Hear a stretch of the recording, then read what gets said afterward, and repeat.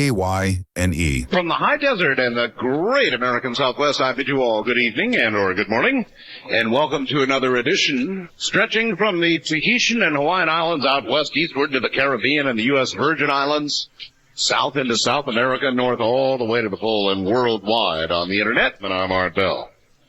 Great to be here this morning, and I'm sort of just barely here. We had a wonderful trip to Mackinac Island for the Somewhere in Time reunion. It was wonderful. And I'm going to, if not tonight, then tomorrow night, maybe yet tonight, I'm going to just put on the videotape of the whole thing on streaming video. Now, do you have streaming video capability yet? No? Do you have a computer? Oh, well, all right. If you do, then go to my website, www.artbell.com, and download the G2 program. Come back to my website, click on streaming video, and here we'll be doing the show. You can actually see it as well as hear it. So I want to thank everybody at the Grand Hotel, everybody who had anything to do with the Somewhere in Time weekend. It was a blast. It was neat going to Michigan. As you know, I'm a ham operator. We took our little handhelds with us, and since we were flying at about 31,000 feet, three of us were hams. Why, we talked ourselves all the way to Michigan and back. Talked to hams all over the place. It was a lot of fun. You have no idea how well a little tiny handheld radio with a rubber duck will do at 31,000 feet. It's a real disproportionate advantage, let's put it that way. I'll tell you another little secret. Cell phones work real well from airplanes, too. Now, they say you can't use them, and I suppose I understand why. You probably bring up cell sites from here to Kalamazoo, literally. But it does work. For any of you who have ever wondered whether cell phones work on airplanes, the answer is yes. Will they let you do it on commercial airliners? No. Are you supposed to do it? Probably not. Does it work? Oh, yes. In case you've ever wondered. Now, while we were at Mackinac Island, and literally just hours prior to our return flight, we were on a Cessna Citation, by the way, with a twin-engine prop jet. And just hours prior to our return, we got the word of Egypt Flight 990 going down. Just as we had the news of the earlier plane tragedy prior to leaving. So it was a thoughtful thing. And earlier today, I've been looking at this Flight 990 thing for, since it occurred, thinking really hard about it. And I'll tell you what my thinking was. That it would be almost impossible for a forward, an aircraft moving forward at 33,000 feet, at 550 miles an hour, probably, in that area, just virtually impossible for it to go from 33,000 feet at 550 miles per hour in the horizontal mode to into the ocean in 36 seconds. There are very, very, very few things that could do it. I think, though, that we now know what it was. Best guess anyway, and I think it's really a good guess, and it's reinforced tonight. Earlier today, I read a Chicago Tribune story on 990. And I had Keith put a link up midday, about 2 o'clock this afternoon. I said, Keith, I think it was the reverser. The thrust reverser. Now, you know what a thrust reverser is. I'm sure you do. Anybody who's ever taken a plane flight knows what it is. When you land, after the wheels have touched down, the thrust reversers are deployed, and it changes the direction of the thrust to slow the plane Kind of like downshifting in your car. It's kind of like that in a way. Downshifting to come to a stop in your car. Not an exact parallel, but the best I can come up with. And they've had a real problem on 767s with the thrust reversers. And they have an extensive article in the Chicago Tribune. We've got a link up now, and I think you'll find it very compelling with regard to the history of the 767 and the thrust reversers. Now, I was prepared to come on and say, look, this is Occam's razor. It's the most likely explanation for this, and so it's probably the one that is true. But then that was reinforced about an hour before coming on the air.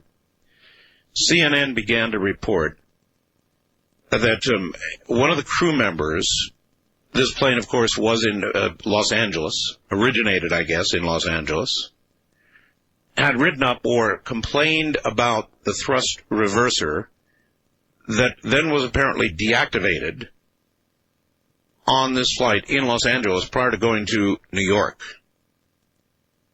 So I'm not saying that that cinches it, but the one thing that could do what I described, taking a 550 mile per hour aircraft in horizontal flight at 33,000 feet and putting it into the ocean that fast, would be the thrust reverser.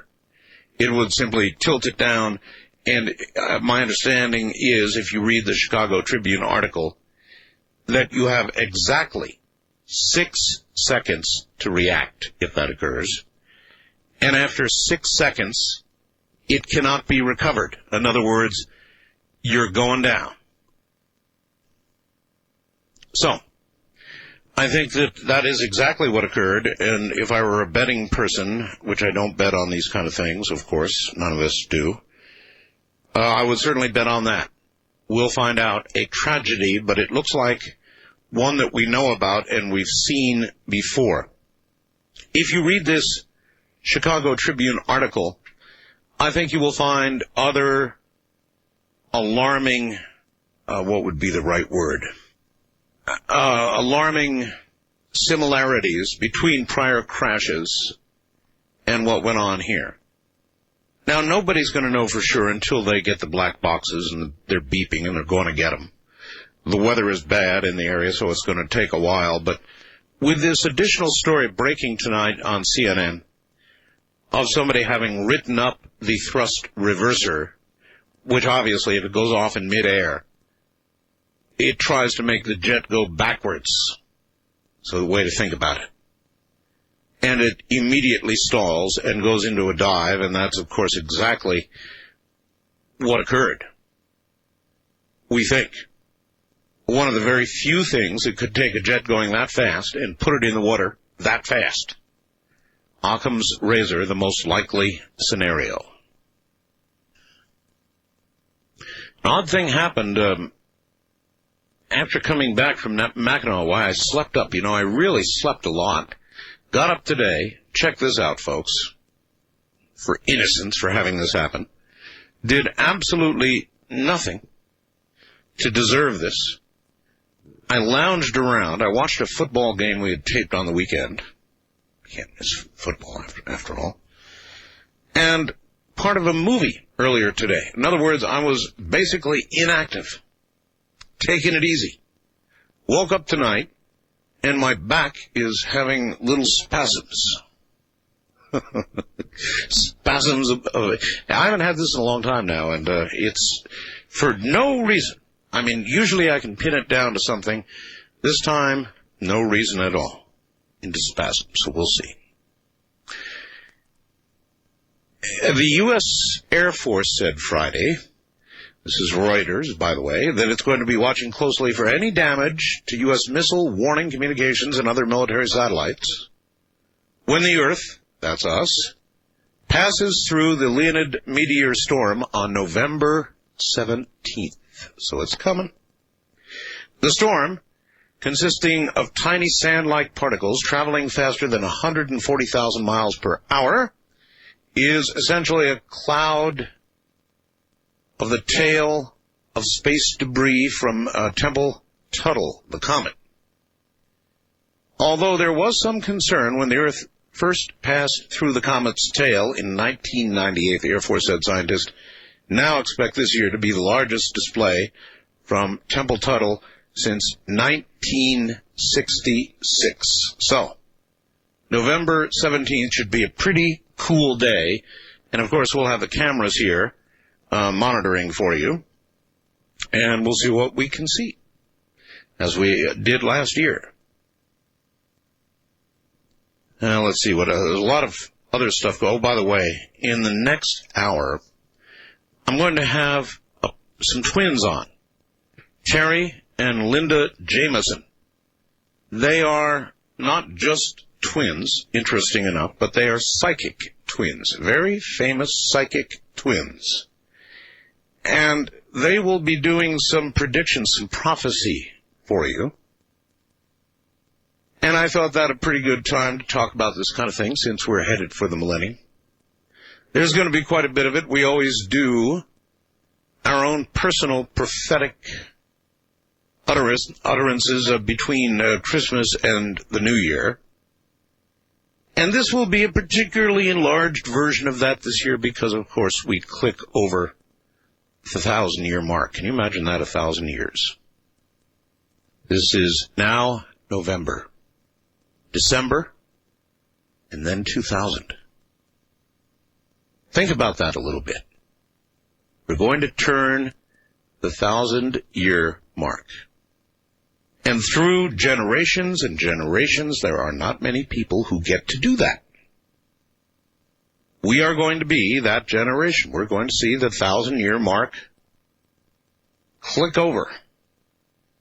Kind of like seeing your car click over to 1,000,000 miles or something like that. Not that very many cars ever make it to 1,000,000 miles. Maybe 100,000 would be more like it. And when that happens, you usually have mixed emotions, right? Your car has, on the one hand, made it 100,000 miles, but on the other hand, it may not make it much longer, because 100,000 miles is the general useful life of most cars. And actually, it exceeds some cars. So it may mean your car will die soon. It's kind of the way Millennium feels. Mixed emotions about it all. We'll be right back. Well, this comes under the category of one of the dumbest things I've ever seen, but funny. One of my listeners sent this to me. In the upper left-hand corner of, I don't know, some kind of mail, this listener points out, circles the area, which is in large, bold print in the upper left-hand corner. It says, $2,000 fine or 5 years imprisonment, or both, if any person who interferes or obstructs delivery of this letter or otherwise violates 18 United States Code 1702 ETSEQ, whatever that is. Then below that it says, see Title 18, Section 1708 U.S. Code. Theft of U.S. mail is punishable by fines of up to $2,000, 5 years in prison, or both. And then in bold below that it says, to be opened by addressee only. And then when you look at it, who it's sent to, it's sent to occupant, Route 4, Parsons, Kansas.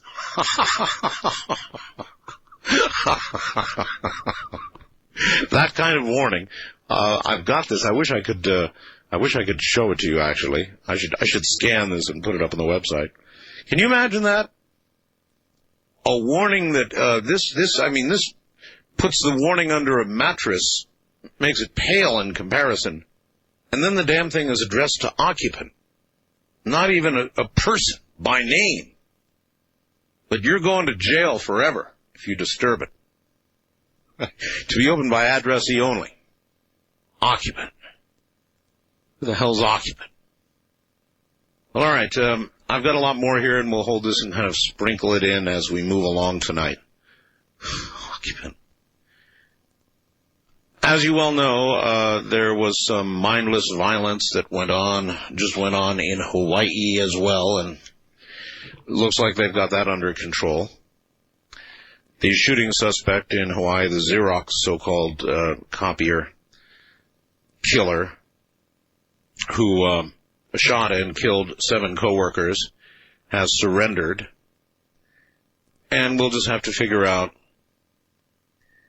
what was wrong here, if you can ever figure these out. And usually you can. It's a disgruntled employee, they think, who snapped suddenly for some reason. But you never really know. I call them head shakers over the years. I've never really understood. Well, it's insufficient to say that somebody was a disgruntled worker. I mean, that's not enough. You don't go and kill 7 coworkers because you are disgruntled. Or at least a normal person does not. So to me, it is a head shaker, a sign, if you will, of the quickening. I heard them say, we usually don't have this kind of violence in Hawaii. But I guess the mindless violence even can get to paradise, they said earlier. I guess so. West of the Rockies, you're on the air. Good morning. Hi, Art. Hello. Andy from Clackamas, Oregon. Hello. There's a Portland Trailblazers game on where you're supposed to be on. Well, that happens, Andy. What's up? Did you know that Rush Limbaugh is on the same station as you are now? I had heard that. Thank you, Andy. Yes, KEX. And, of course, sporting events occasionally preempt this program and others. That's just the nature of sports. I used to be on KDWN in Las Vegas. And do you know there were times when the Dodgers would get to playing, and they would play and play and play and play, and they'd get into a tie game. And in those days, I went on at an even earlier or later hour, actually 1 o'clock in the morning, Pacific time. And occasionally the Dodgers would play so long, they would play, I remember, a 22-inning game. A 22-inning ball game. 22 innings. Absolutely incredible. And I didn't get on the air until, I think it was about 2:30 in the morning. And I can only imagine the Dodgers must have gone home and they must have dropped and they must have been so pooped. Can you imagine doing 22 innings? Then you'd be dragging yourself out of the field. Well, when these things happen, we get preempted. It's just the way it goes. I'm Art Bell from the high desert. Don't touch that dial. It's really something. No matter how badly I feel, music always helps. Good morning, everybody. I'm Art Bell, and we're going to be talking to the Jameson twins. They are twins, and they are psychic, and they are going to be doing some prophecy for you, things they have seen. And we're going to talk to them a little bit, of course, about what it's like to be twins. And that's connected. I think they may be the world's only psychic twins.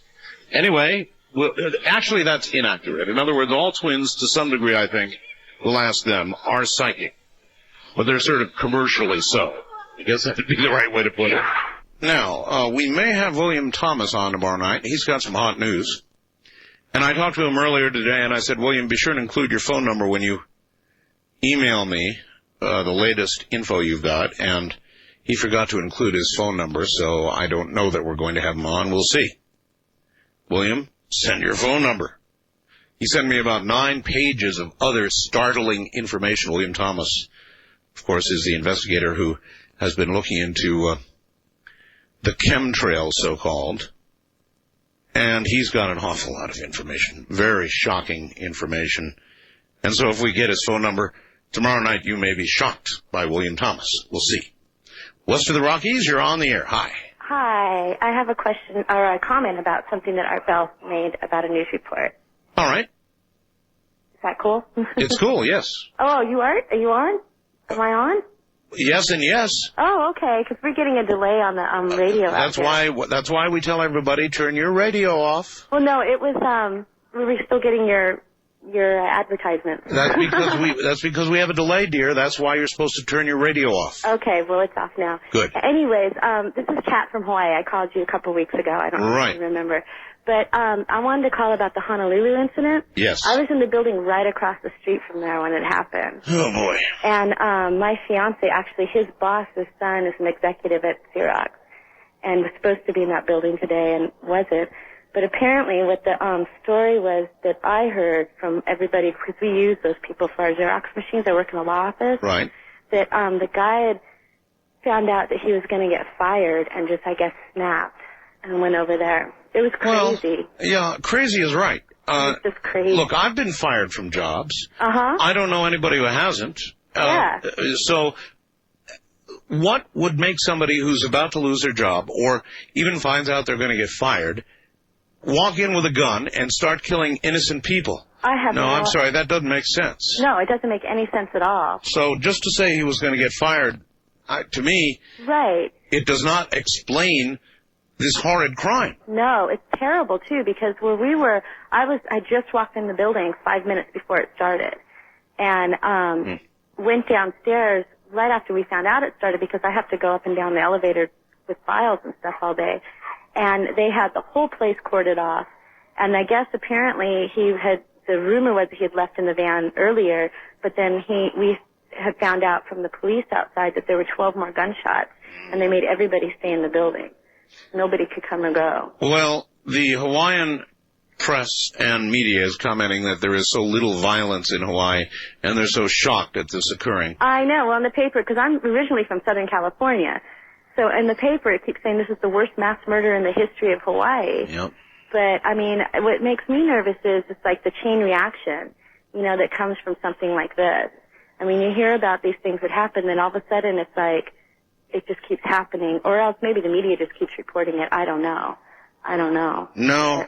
No, these things, with regard to their frequency, are common to modern life. Uh-huh. When I was young, if they occurred hardly ever. I mean, it simply was something you never heard about, and there was plenty of media back then to report it had it occurred. Right. So I don't buy into the argument that it's just more reporting. It's not. I appreciate your call, hon. It's a basic, profound social change that has occurred to us. And yes, it is part of the quickening, what I call the quickening. More and more mindless violence. We've actually begun to control some other aspects of crime are actually down. But this kind of crime, this mindless violence by adults and now, of course, children, is something new and distinctive to modern life. So you can ask yourself, what is there in modern life that would cause this? Why would somebody who was going to get canned kill a bunch of fellow employees? Saying they were going to get canned is no reason. No reason at all. Does not explain it. Period. First time caller line, you're on the air. Hi. Hi, this is Bobby from Colorado. Hi, Bobby. Turn your radio off, please. Sure, hold on. Yep. Everybody have your radio close by. Okay. Yeah, on, let's see, October 19th, Tuesday night, 3 weeks ago. Yes. I was looking into western skies. Yes. And I saw something that looked like a comet, but it was going probably maybe half the speed of it. Well, now, you don't see a comet move exactly. You barely perceive a comet move in the sky. You can see a kind of a blur behind it, but a comet, you probably don't mean a comet. Okay, more like an asteroid then. You mean kind of like a re-entering piece of space junk or something like that? Yeah. Okay. I was wondering if any of your listeners have saw it or anything. Also, Zena, where are you? I'm in Colorado, Denver. And what time was it? Oh, it was about 10 o'clock, about 3 weeks ago. Okay. And it just sped across the sky or what? It pretty much went straight down, but remember during Desert Fox how you talked about Desert Storm. No.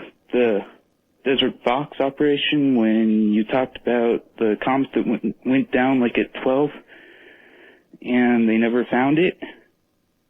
No, I don't remember. You talked about that a little bit when it happened. Desert Fox? What is Desert Fox?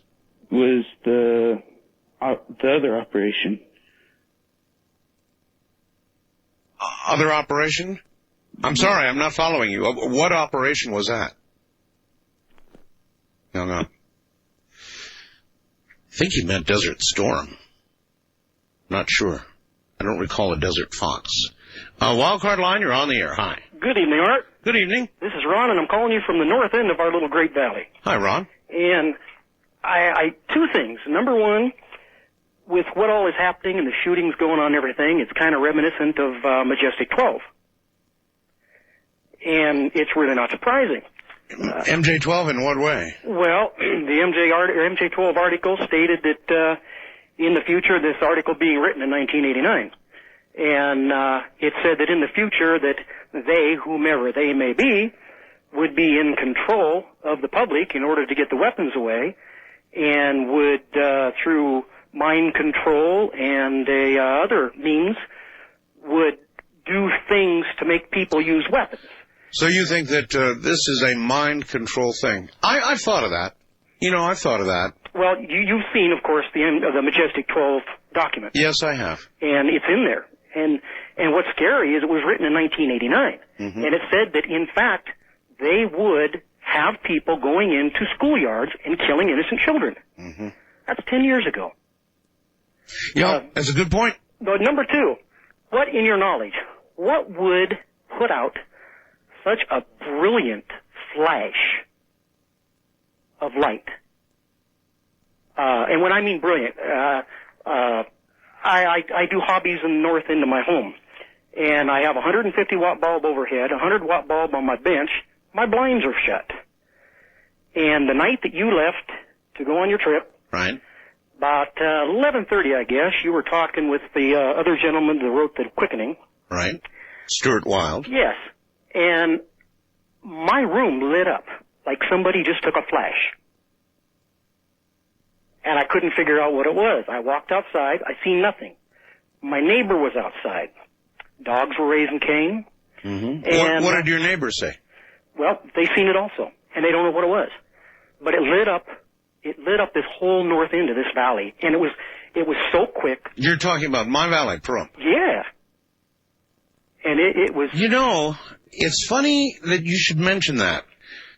Please tell me you've seen it. Yes, I remember that. By God, I remember that. And it registered in my mind, but I didn't think anything more about it. And I, too, was inside. It's funny you should mention that. Now, all of a sudden, it comes rushing back. I, too, saw that, whatever it was. This is unreal. But I actually didn't see it. I was inside as well. So you've got a good point. What could that have been? Well, I was hoping with some of your knowledge that maybe you would, whatever it may be. Absolutely not. No, but I remember it. So let's ask anybody else. That's all I can do. Great. What we need is somebody who is outside. Yeah. All right, thank you. That's somebody here in my Pahrump Valley. And by God, I remember that now. And it's just one of those things that you said to yourself, what the hell was that? It's way too cold to be lightning. We don't have any storms in the area, so what was that? I remember. I'm glad he mentioned that. Anybody else see it? And was anybody outside to see it? It may have been something that re-entered above us, or who knows? But yes, my gosh, I remember now, now that he mentions it. East of the Rockies, you're on the air. Hi. Good morning, Art. Good morning to you. Hey, you missed my package, I imagine. You left a day early. Did you get the Contrail photo with the Gordon Lightfoot and Linda Ronstadt? No, but I imagine that it awaits me with the mail we're about to open. Well, the Contrail photo is in with the video package in the box. And I used to do a lot of photographs of concerts, and I missed your Gordon Lightfoot one, but I sent you a couple of photos of them in their heyday, so, especially the Linda Ronstadt you might enjoy. Oh, I'm sure I will. And a little bit of bumper music. Let me know if you enjoy it or not. All right, Linda was a stone fox back then. You'll enjoy it. It was about 1978 for the photo. And that'd be just about right. I was doing security, so I was right on stage. I hear you. All right. Anyhow, when you get a chance, pop that photo up there. The Contrail, I'd be interested since you're kind of talking to William Thomas. All right, you got it. Thank you. I hope I'm talking to William Thomas. He was supposed to include his phone number. So I re-emailed him and said, hey, I remember you were supposed to send me your phone number. And he didn't do that. So if he does, we may have William Thomas on tomorrow night. I know he's got a lot of very shocking new information, which is embargoed until we do that show. West of the Rockies, you're on the air. Hi. Hi. I was wondering if you could tell me what this noise on the radio is. I don't know. There's a noise on your phone. Yeah, but it's a bad connection. Yeah, it sure is. Okay, just a second. Switching to it. It's on a low megahertz signal. Here it is.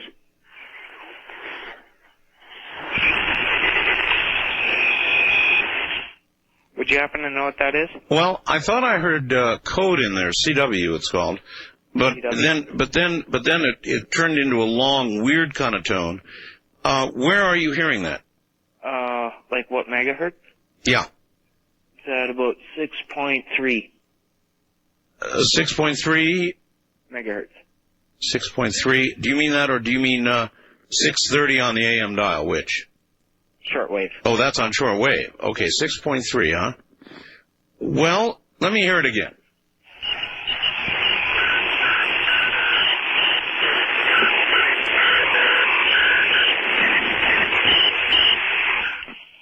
Boy, that's weird. It might be packet. It might be some kind of packet radio. I don't immediately identify it. It's some kind of digital radio, though. Oh, I'm also inside the house, and it, conks out some of the reception. Okay, well, that's what I would say. It's some kind of digital signal. It kind of sounds like sort of a slow packet. I don't know exactly what that would be. Weird, though, huh? West of the Rockies, you're on the air. Hi. Hey, is this Art? Yes. Hey, Art, I've been trying to reach for a while. This is Nate from Yuma, Arizona. Okay, Nate, you're on the air. Yeah, I've been trying to, you remember Mike Markham? Madman Markham. Yeah. Yeah, I've been, I was interested in his physics he was doing, and I don't think that Madman himself understood exactly why it worked. It was quite interesting, wasn't it? Yes. Did you ever go over there and videotape anything? No. If he had called me and he said he was ready for the big walk-through experiment, I was fully prepared to fly back there to a Kansas City suburb and tape whatever happened. But he never called me, and he disappeared. And so I can only conclude Madman is in one of two places: a pile of dust on the floor of a warehouse, or in a different time in a different place. Terrible. Well, not necessarily. Well, He may be back like in 1920, laughing at all of us. Well, that would be quite interesting. It would, thank you. Yes. East of the Rockies, you're on the air. Good morning. Going once. Going twice. Gone. Wildcard line, you're on the air. Hi. Hi, Art. This is Andy from Largo, Florida. Hello, Andy. How are you? Fine. Good. I'm glad you had a good time up north. I was raised in Michigan, so I've been up there quite a bit. One thing I never researched, though, and it's probably a good question, did you hear of any or do your own research on, as far as Mackinac Island being kind of a haunted area, culturally speaking, or? Oh, yes, I'm aware of the reports of haunting on Mackinac, and even within the hotel itself, although I am pleased to report to you that I was not haunted while there. Ah, good thing. That's what I thought, too. What was the weather like at night? Pretty cold? Yeah, it cooled down. It got pretty cool. I mean, we're talking about Michigan in November, so yes. Yep, I missed the season change. Well, listen, glad you had a good time, and thanks. Okay, you bet. Take care. We are presently dubbing from 8mm to VHS, and when I get the VHS dubbed here shortly, I'll probably put it up on streaming video for you to see. And you can see what we saw. At least a great deal of it at Mackinac. I had my camcorder going. So we'll probably put that up for you in a little bit. Coming up shortly, the Jameson twins, and they're psychic twins, and they're going to have some prophecy for us. And prophecy is something we're going to be doing a lot of as we head toward the 2,000-year mark. 2,000 years, can you imagine that? Anyway, that's coming up next from the high desert. I'm Art Bell. Good morning, everybody.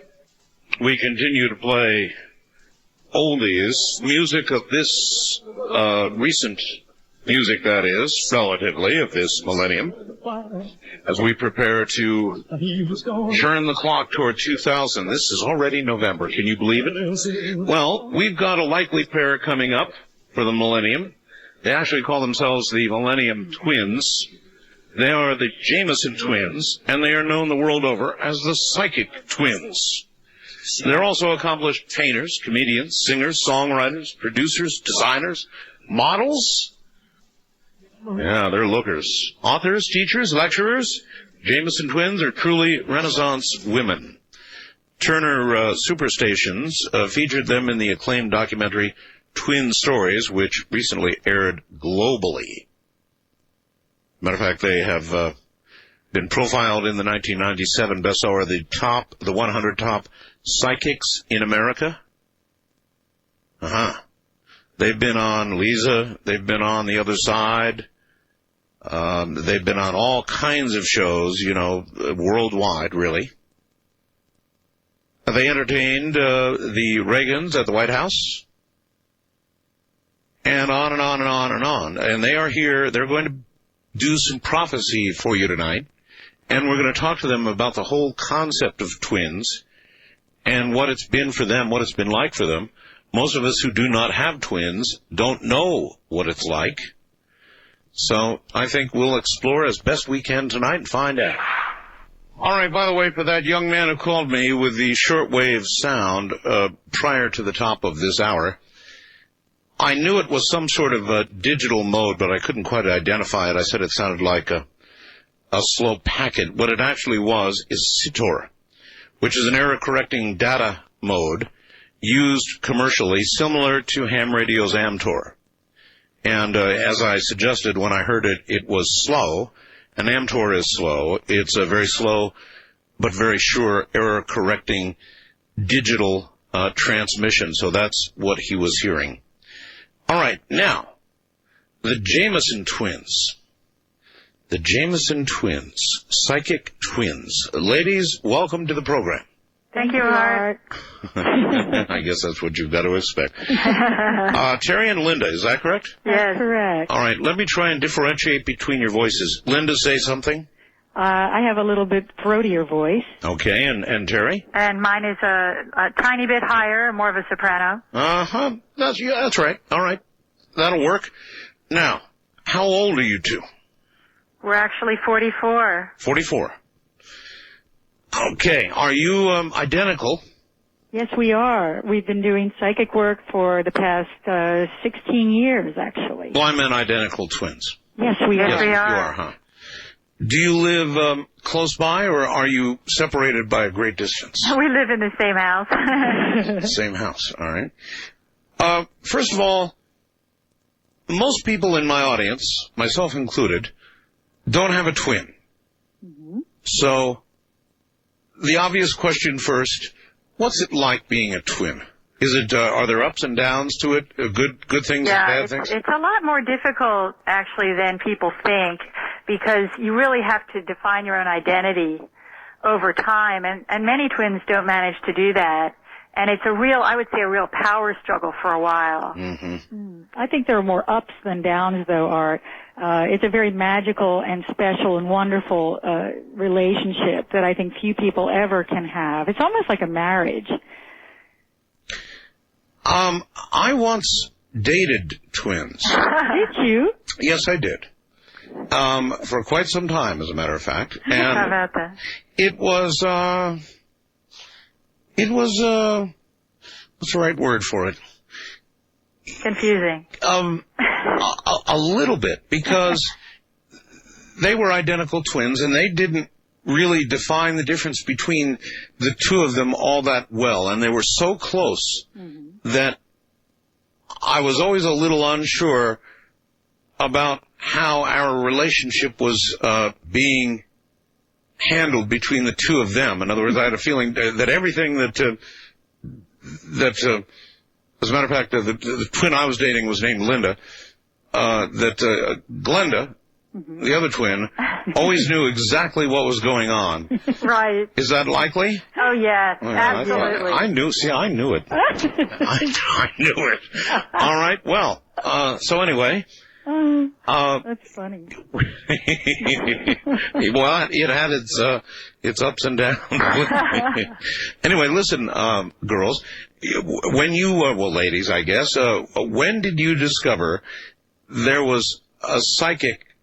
Well, let's go even further back than that. As twins, without special psychic abilities, most twins say there is a relationship, a psychic relationship, or a communication between the two that other people don't have. True? Yeah, well, an extrasensory kind of connection, although we tell people that we have that, but we're psychic for other people. Right. And most twins, they have a connection or a bond with each other. If one of them hurts their ankle, the other is in pain, no matter how far away they are. I know twins that one twin had a baby and the other one was the one that felt the labor pains.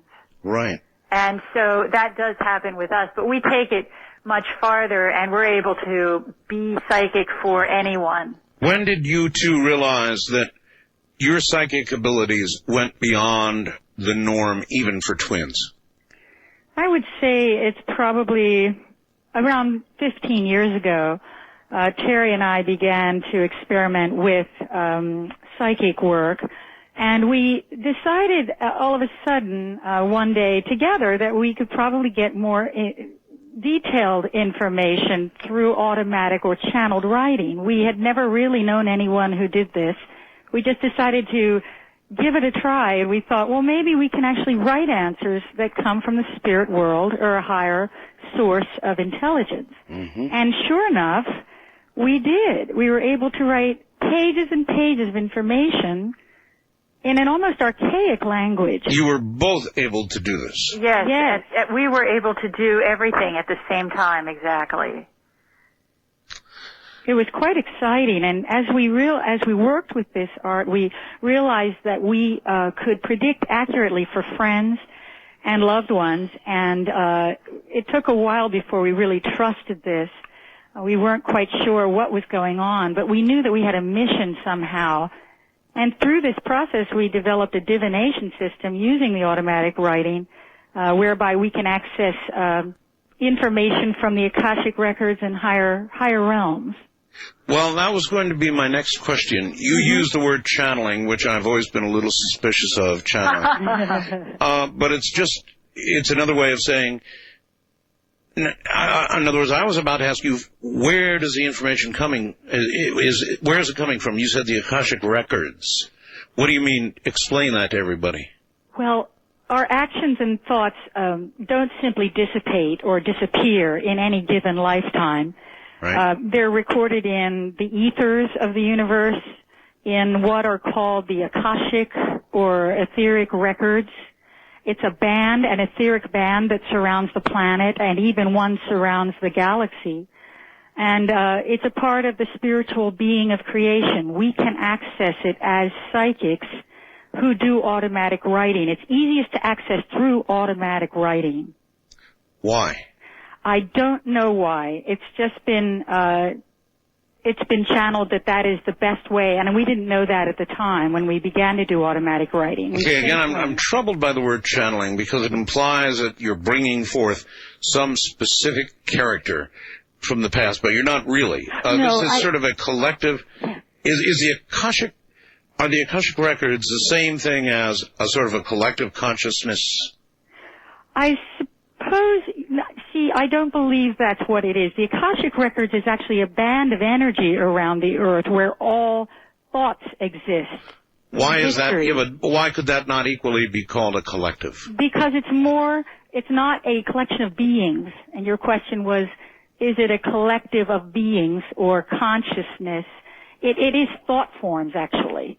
It's actions and deeds that have been already committed, that have happened already. So it's not consciousness as you might channel a being. That's not the Akashic records. Gotcha. You're channeling a spirit entity in that case. All right.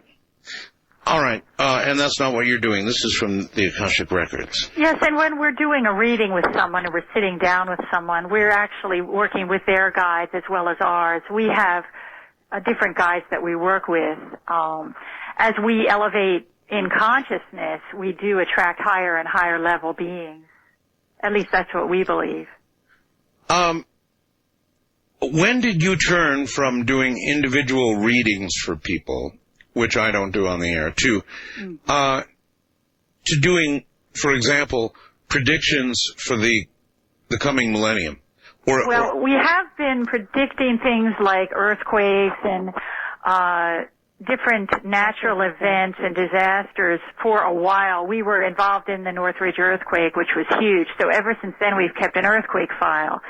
And since we're coming up on the millennium, we thought, well, let's try this. Let's see about doing prophecies for the millennium. And it's amazing the information that we've gotten through.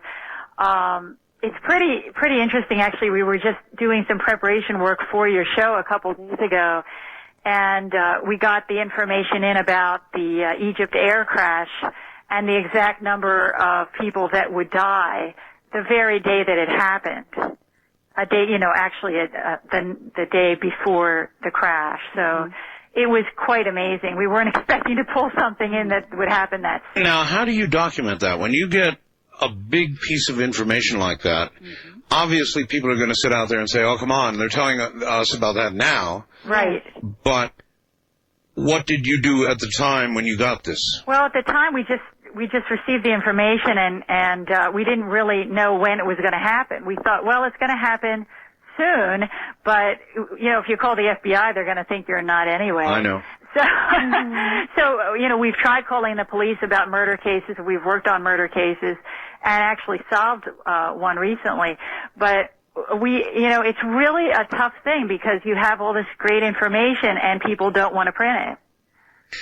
I have sympathy with that. I'm sure the police and the FBI really just hates getting these kinds of calls. I'm sure they do. Yeah, and so you've tried a few times in the past. Right. Yes, we have. Have the police ever come to you?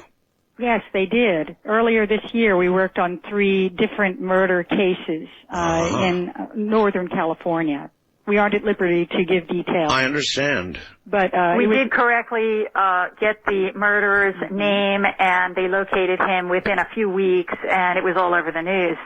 But we did. What do you have to do? What do you have to do in order to do that? In other words, do you have to, in effect, relive this murder to get to the information? No, we are not like that. I know there are psychics that work that way, almost like a movie, and they're in that That's crime. Right. Yes, right. But fortunately, we don't work like that because we're automatic writers. We write the information out, and it just flows like you're writing a novel almost. So, when you sit down in front of a pad of paper and you start writing, do you do it together or separately, by the way? We almost always do it together because we're joined by 7 cords of energy. But if we're in 2 different rooms, we'll get the exact same information. Doesn't matter where we are. It's just further amplified by working really side by side. Yeah, very, very interesting. Have you gone through any studies? Has any university come to you and sort of put you through a bunch of testing? I think we were tests when we were students of painting in Italy. We went to the Gemelli Institute and they took pictures and we saw twins in jars and things like that. But, we were never really given the psychological test by anyone. No, and never since we became professional psychics have we been approached, which I think is very interesting. Do you ever see things that scare you? Yeah, I'm not so afraid now. I think what scares me the most is the murder cases, because then you're always thinking you're a target for someone. Yeah, not too many things scare us, we have to be honest. A lot of people have trouble even doing medium work or being involved in it, and we think it's quite fascinating. It's just another level of being, of spiritual being. And, medium work. Medium work, communicating with the other side, to see spirits. And we find that all very interesting and comforting to know that the spirit survives death and to be able to actually help a loved one see that they have survived death. So we're not really scared by the woo-woo stuff. We never really were. I don't know why. The woo-woo stuff, you call it. Some people would call it. It's just all fascinating to us. It's just all information. Everything is information. Maybe there's another way you could explain this to me. Woo-woo stuff. Do you mean by, for example, talking to people who have passed on, or what do you mean? Yes, talking to discarnate spirits, spirits who have passed on into the third astral entry-level plane. That's usually where we communicate to that immediate astral plane, which is right here. It's right here, right in a band around Earth. It's really not way far up in the sky as people think heaven to be.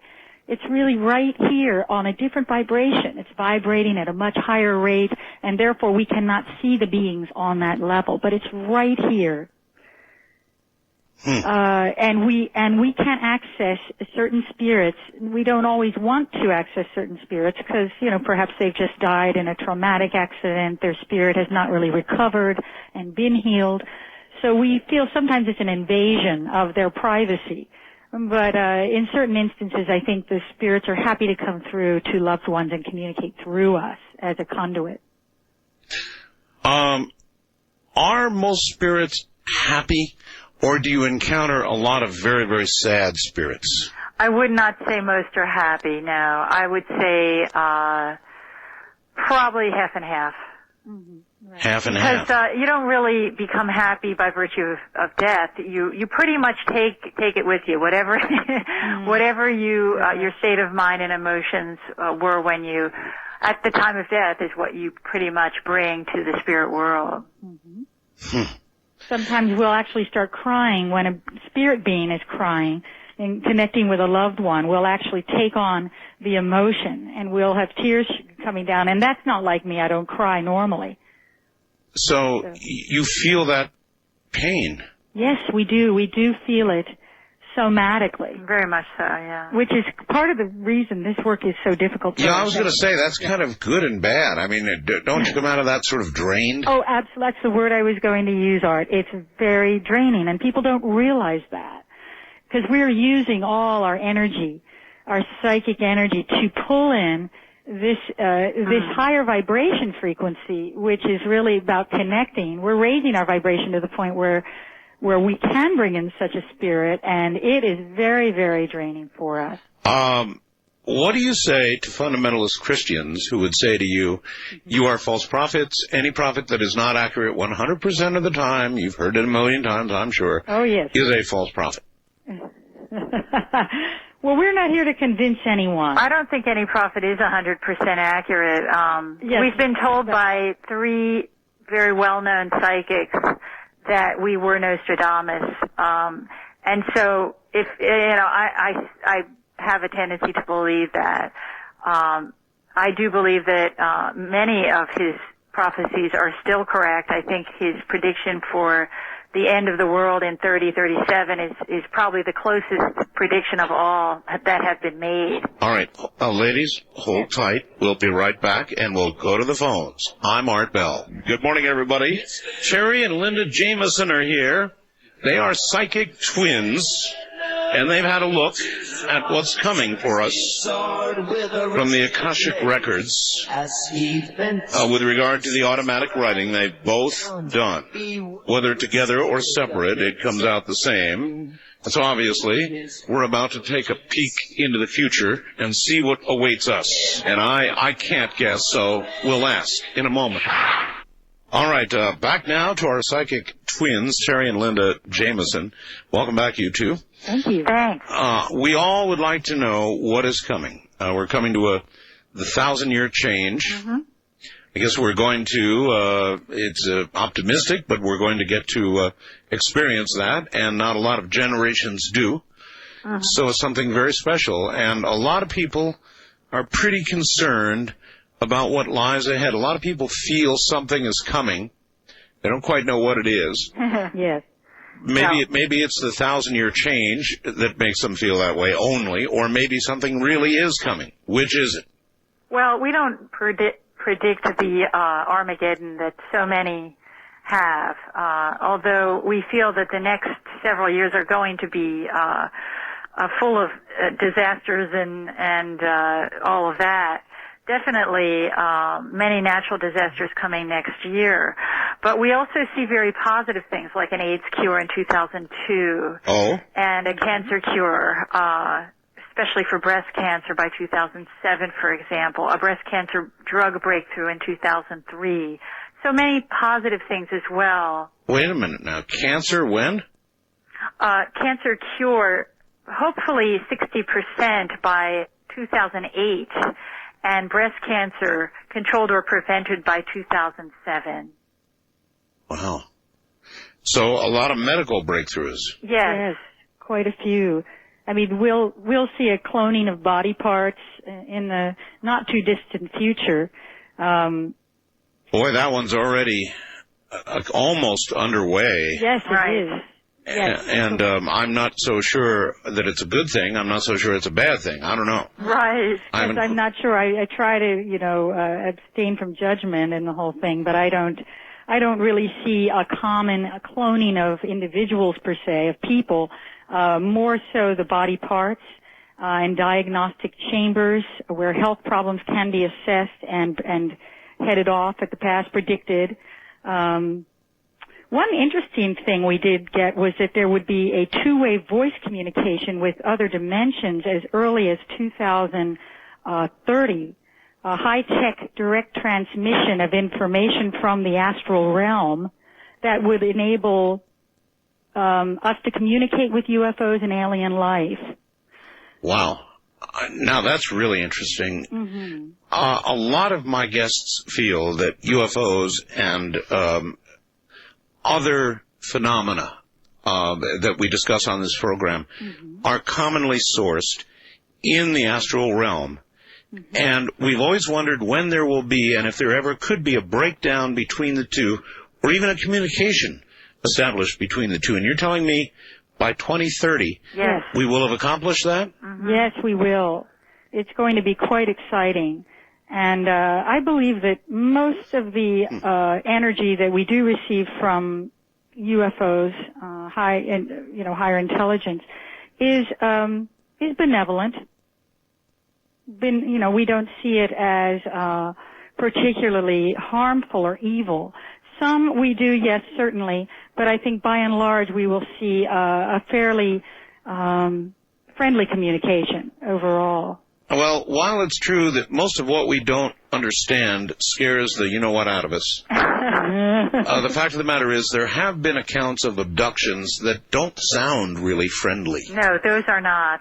And we've experienced abduction as well. But we do feel that communication with UFOs is going to step up greatly within the next 7 years. So it'll be almost commonplace. Another aspect of ufology that's puzzled ufologists for a long time is the fact that so many times these craft are so solidly there to be seen, do things aircraft absolutely could not do that we have, and then disappear. That's right. Yes, they dematerialize. That's right. And what would explain that would be dimensional travel. Yes. And time travel, right. Sure. So Oh, there'd be something to ask you about. So is that the same thing as time travel? I think it is, but I'm not an expert on that subject at all. I think it can be explained by the same sort of physics. I do see dematerialization and time travel being possible in this society, on our civilization, over the next 300 years. I don't see it before that. Do you have any idea what would occur? I mean, it's really curious to imagine a sudden communication with the astral realm. Yes. Now, when we talk about communication to the astral realm, are we talking about the ability, for example, to communicate with those who have passed on? Yes, exactly. They're spirit beings on the astral plane. Boy, that would complicate things severely. Well, think of it this way, Art. You could have a communication with a murder victim, say, alive in the third astral plane, right, who will be able to give testimony against their killers through this technology, tape recorders and computers, and instruments, yes, that receive a direct transmission from spirit beings. So the whole judicial process would have to change, consequently. Boy, it sure would. You know, it would be a long time before such a thing would be admitted to the courts, but it would change. It would also, though, have some other effects. For example, when a man dies and leaves his widow, she grieves for a period of time, and then she gets remarried. Mm-hmm. Well, if she could still, if she knew she could communicate to her ex, might that not sort of get in the way of... Yes, it can, and it does. And we're mediums as well, and mediums have experienced that problem because people are not always encouraged by the ability to communicate with the dead. Well, that's right. And your dead partner might not be real wild about you flying around in your new little sports car from the insurance money and meeting some new guy. Right, exactly. I mean, it really would have a lot of societal effects that you can barely even imagine. It complicates things. I would think so. But spirits actually, once they pass into the astral realm, don't really want that much to do with earthly beings. Now, isn't that something? It's a little surprising. Yeah, most of the recent movies I've seen have actually indicated that is the case, that they really want release from the ties to this world. Yes, they do. They're as involved in their world as we are with ours, and it's, only, I think, few spirits that are kind of hanging around on the lower astral, almost ghost spirits that are more involved with us, not the ones who've really passed over to the other side. Can you give me any insight as to why? I mean, we just passed Halloween. I did a lot of ghost shows. I firmly believe that there are ghosts, and we wonder about the nature of them, whether these are repetitive echoes of what was, or whether they're actual spirits here still trapped in some way. Yes. Well, we think they're both. We've done ghost busting, and we've talked about it in films and so on. But we do feel that it's a combination of things. There are many different types of apparitions or hauntings. There are the memory recorded in space and time, and there are also clearly spirits that are trying to communicate from the other side. And there are the lower life forms that are interfering, but they just are too afraid to pass on to the astral. What do you think would happen if one of you died? I definitely think we would establish a psychic communication.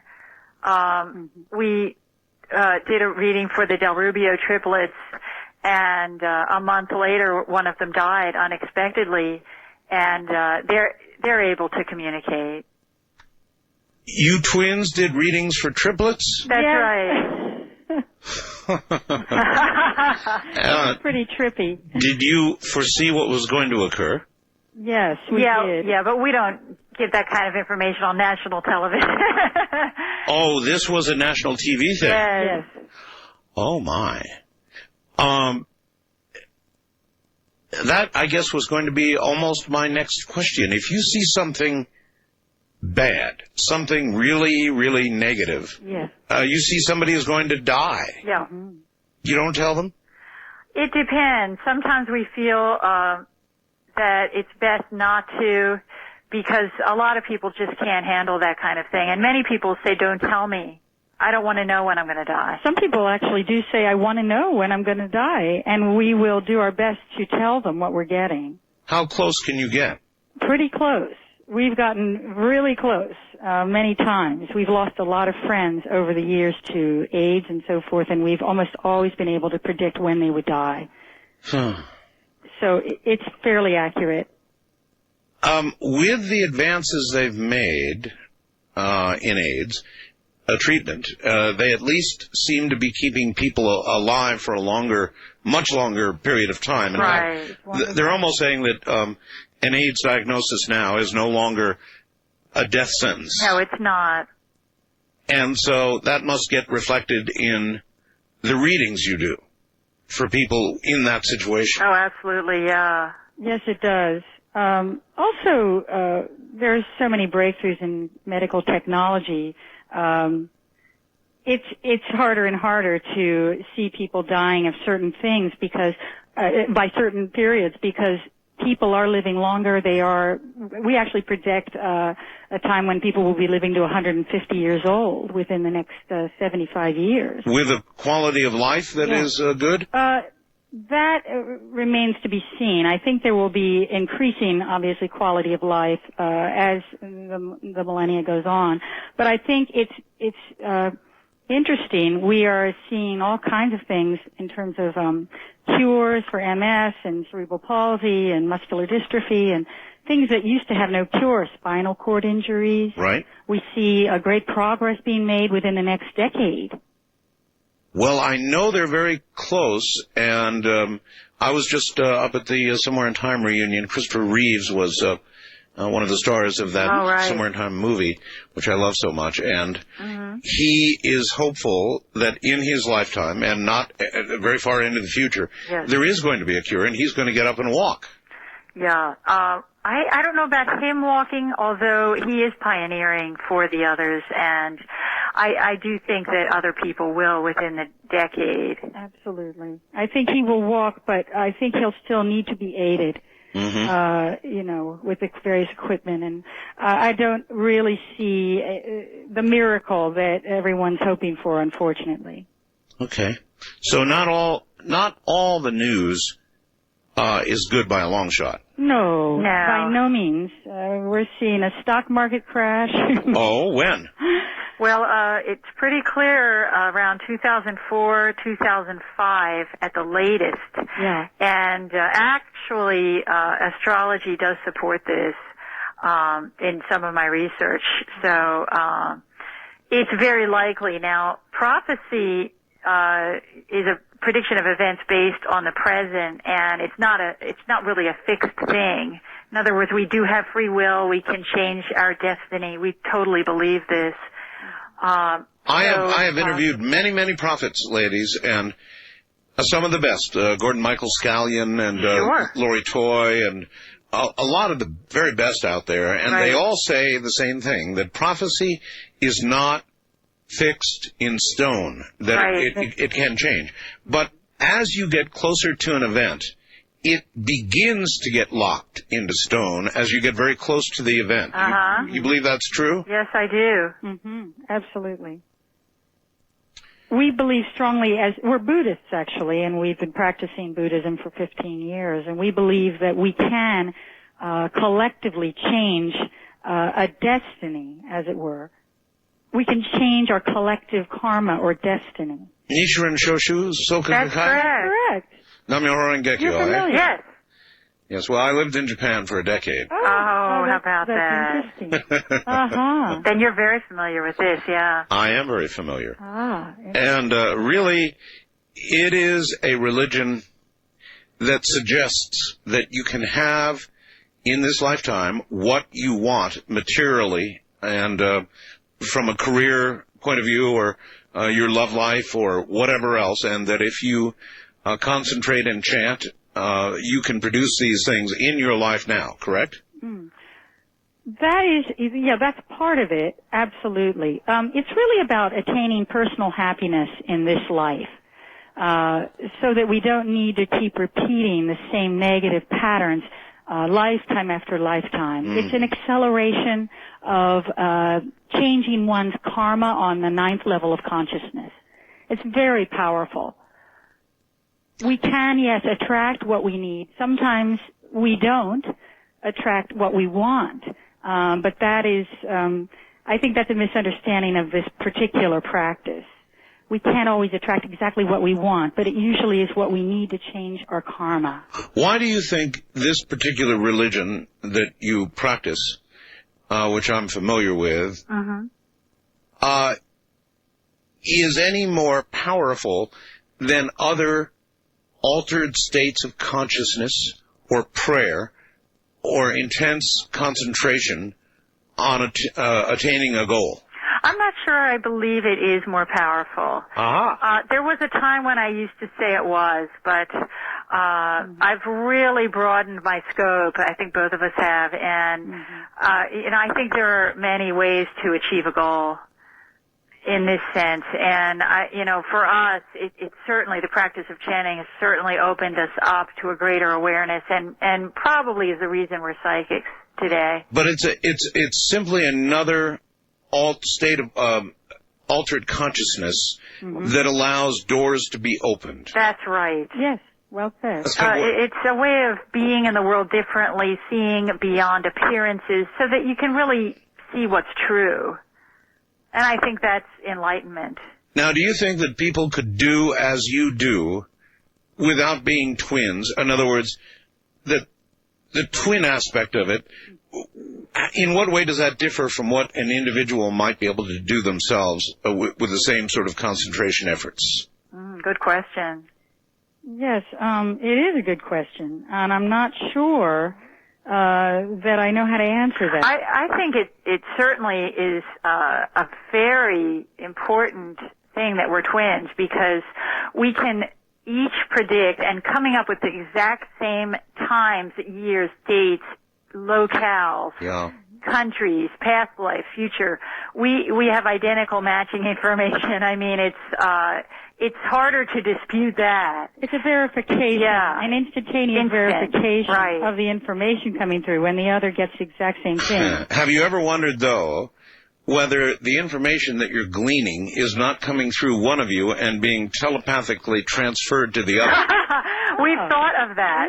That has occurred to us. One time we conducted an experiment, and Linda followed me all around the kitchen for maybe 20 minutes, and she gave me 7 directions telepathically, and I performed every single one of them correctly. So I know I'm a good receiver. Well, okay, then what did you conclude from that? It was interesting, because I couldn't, do the same thing when I was following her. So I was the receiver, clearly, but I really do feel that we both have, we're getting in contact with the same guides, with the same information, whatever it is. I really think we have an equal level. The proof is in the result, in the outcome, and that's what we've found to be so. People calling and saying, you were right, I did lose my job exactly when you said, or I did get cancer as you predicted, and so that's where we know something else is going on, besides just picking up on the others. Gotcha. All right. Hold on, ladies. Yes. Stay right there. We're at the top of the hour. We'll be right back. Morning, everybody. We've got the Jameson twins here. And they can look into the future for you, and that is what they are doing. Now, we don't do individual readings for anybody. We don't do that on the air. But general questions that would apply to all of us and our collective future are certainly welcome. And we've heard a lot already. Something very inspirational about this song. I don't know what it is. Boy, it's a heck of a song. Stay right there. More Jameson twins coming right up. Well, all right. Back now to the Jameson twins. Here they are once again. Ladies? Yes, hi, Art. All right. Lots and lots of people want to talk to you, so great. Let us adventure forth. First-time caller line, you're on the air with the Jameson twins. Hi. Hello? Hello. Hey, my name is Daniel. I'm calling from Nashville, Tennessee. Hi, Daniel. Hi, Daniel. Hello. Good morning, ladies and Art. My question was about the year 2000. I was wondering what they thought was going to happen, whether were there going to be any riots or anything during then, or major computer crashes, whether it be in the United States or around the world? Really, really good question. Everybody is up in the air about the whole Y2K question, what it's going to bring, how much disruption there's going to be. It's a pretty near-term event, ladies. What do you see? I don't see a lot of that. I don't see a lot of disruption. I don't see a lot of computer crashes. I think it's minimal. It's going to be minimal compared to the fear that surrounds it. Yeah. We're not seeing tremendous problems with that. Just sort of a few fires people need to put out, but I don't see anything really Nothing really major, huh? No. Funny you're calling from Tennessee, because we did see a race riot in Tennessee in the year 2001.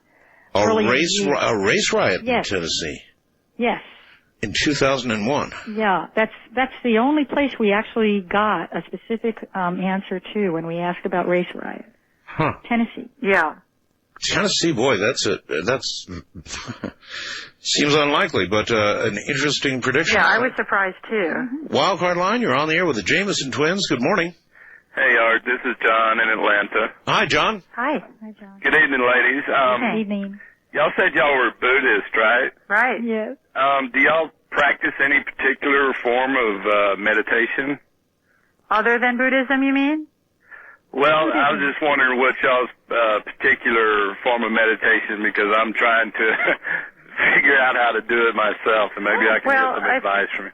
If you're interested in the Buddhism, you can contact the local Soka Gakkai, SGI, it's called, SGI USA in Nashville. They have a center there. And you can just attend meetings, and it's free. If you're interested in meditating, it's very, very simple. All you need to do is sit quietly, and the object is to still your mind and just breathe in slowly to the count of 4 and exhale slowly to the count of 4 and try to focus on your breathing. And it's that simple. There are many, many books on meditation. I recommend you pick up, a basic introductory book on meditation. There are so many different types. But that's, if you can do 15 minutes of just focusing on your breathing every day, it'll make an enormous difference. Yeah, okay, thank you. Do y'all know who the next president might be? Oh, now there's a good question.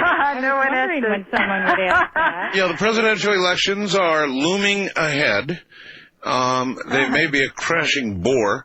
Or actually, that's what I think they're going to be, as a crashing bore. Yeah. What do you ladies think? Do you any idea of the outcome? Yeah, I do think Bush is going to win. Yeah, we both do. Bush, huh? Another Bush. What do you think? Well, I have no specific prediction. I have some trepidation. East of the Rockies, you're on the air with the Jameson twins. Hello. Hello. Hi, this is Larry from Montreal. Montreal, yes, sir. Yeah. I got a question about Quebec separation from Canada. Oh, yes. Could it occur? In other words, he wants to know if Quebec will, in fact, separate from the rest of Canada. Oh, that's a good question. Mm-hmm. Yeah, I do think so. I'm getting a yes right now, and I think it could happen within a year. Within a year? Yeah. Within 1 year, sir, and the answer is yes. 1 year? Yes. I'm very surprised because I was thinking that maybe there will be more opposition to that. Would you be happy about that prospect or not happy? Personally, me? Yes. Yes, except I would like a government who is more responsible than the one we have right now. Well, we have a rough time. Most of them begin that way. Mm-hmm. Well, I can say, all right, sir, thank you very much. Thank you. And take care. West of the Rockies, you're on the air with the Jameson twins. Hi. Hi, thanks for taking my call. Sure, where are you? This is Dawn in Honolulu. Okay. I'd just like to ask the twins if they see any problems or conflicts regarding the two Koreas in the near future. Regarding Korea? Regarding the two Koreas. Mm-hmm. Any problems? Let me ask. Any problems or just conflicts that might be coming up in the near future that maybe someone really shouldn't be going there. Okay. Next year, I would avoid going there around February, March. Yeah, I'm not really feeling strong feelings about Korea right now. Sorry, I can't be more specific than that. I don't see a big breakdown in the communist leadership structure for a while. Okay. All right, there you are. First-time caller line. You're on the air with the Jameson twins. Hello. Hi, how's it going? Good. How you doing? My name's Freddie. I'm calling in from Beaumont, Texas.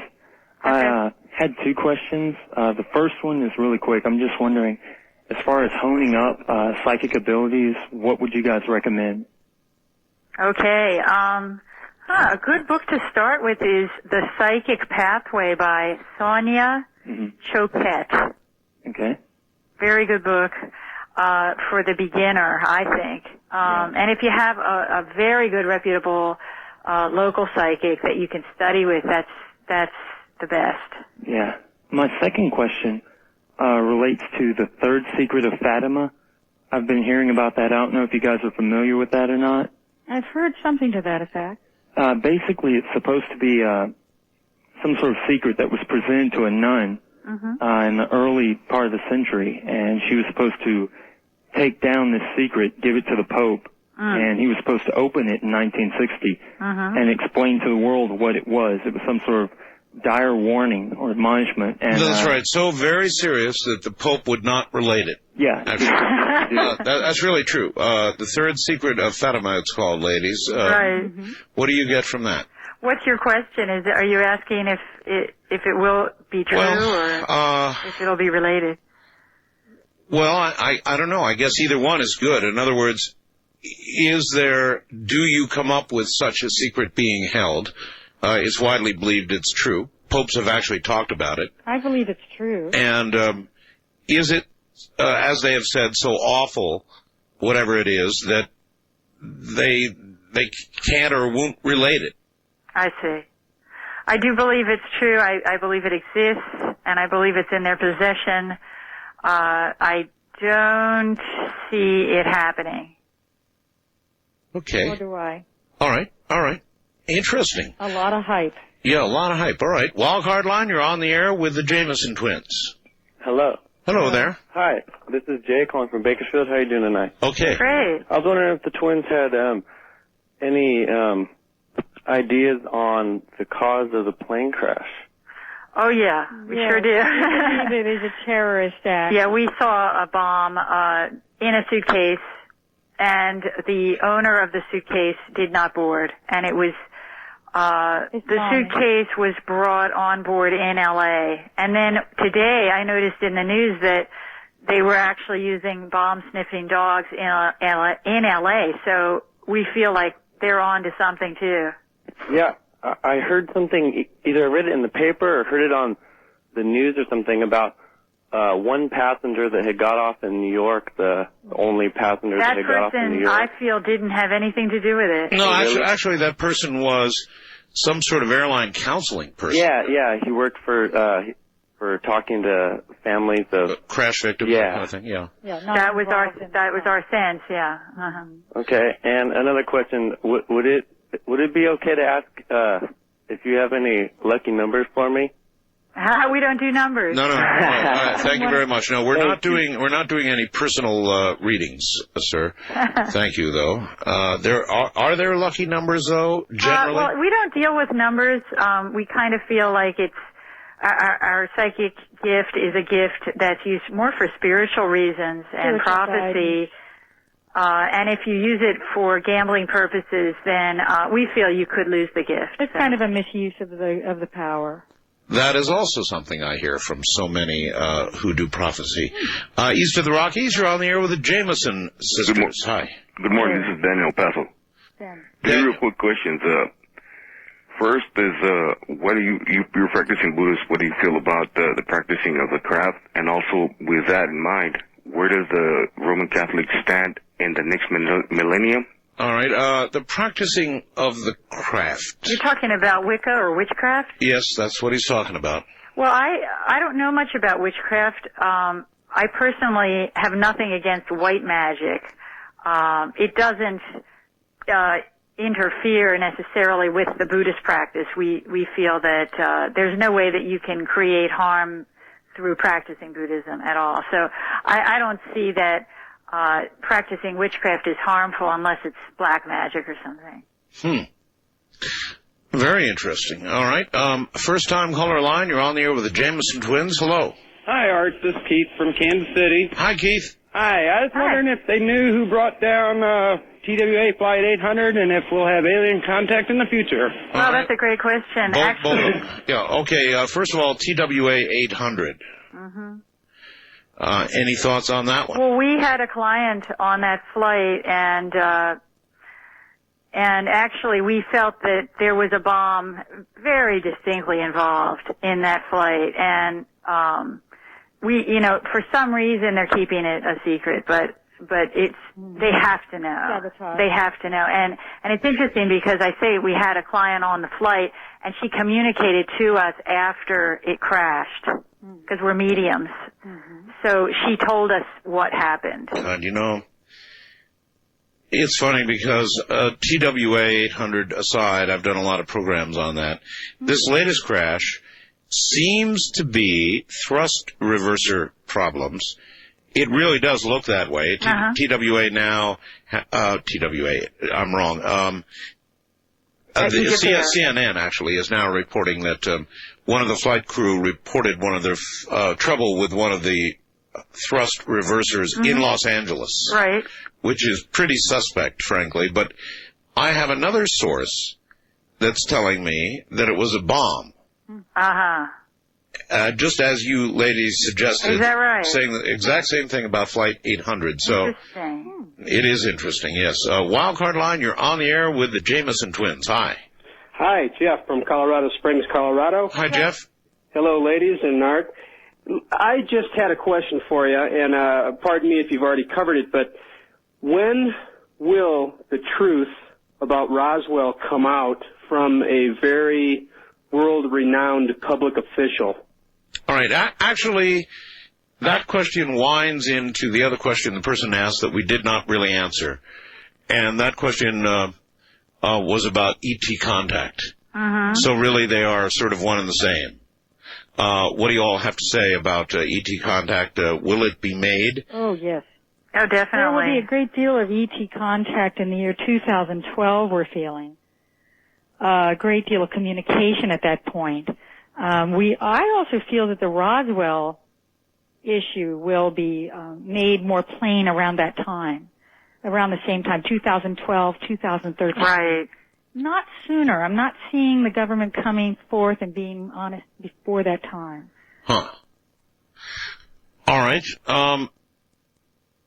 Ladies, hold on for just 1 second. I think that I've got something or another that I've got to accomplish here, or do I? Let me see. Did I do this? I don't know. It's a good question. I think not. So I think I better do it right now. We'll be right back. I thought that I had done that, and so indeed I have. Ladies, you're back on the air again, and here's another call. East of the Rockies, you're on the air with the Jameson sisters. Hi. Hi, how's it going? Hi, how you doing? All right. This is Tyrone from St. Louis.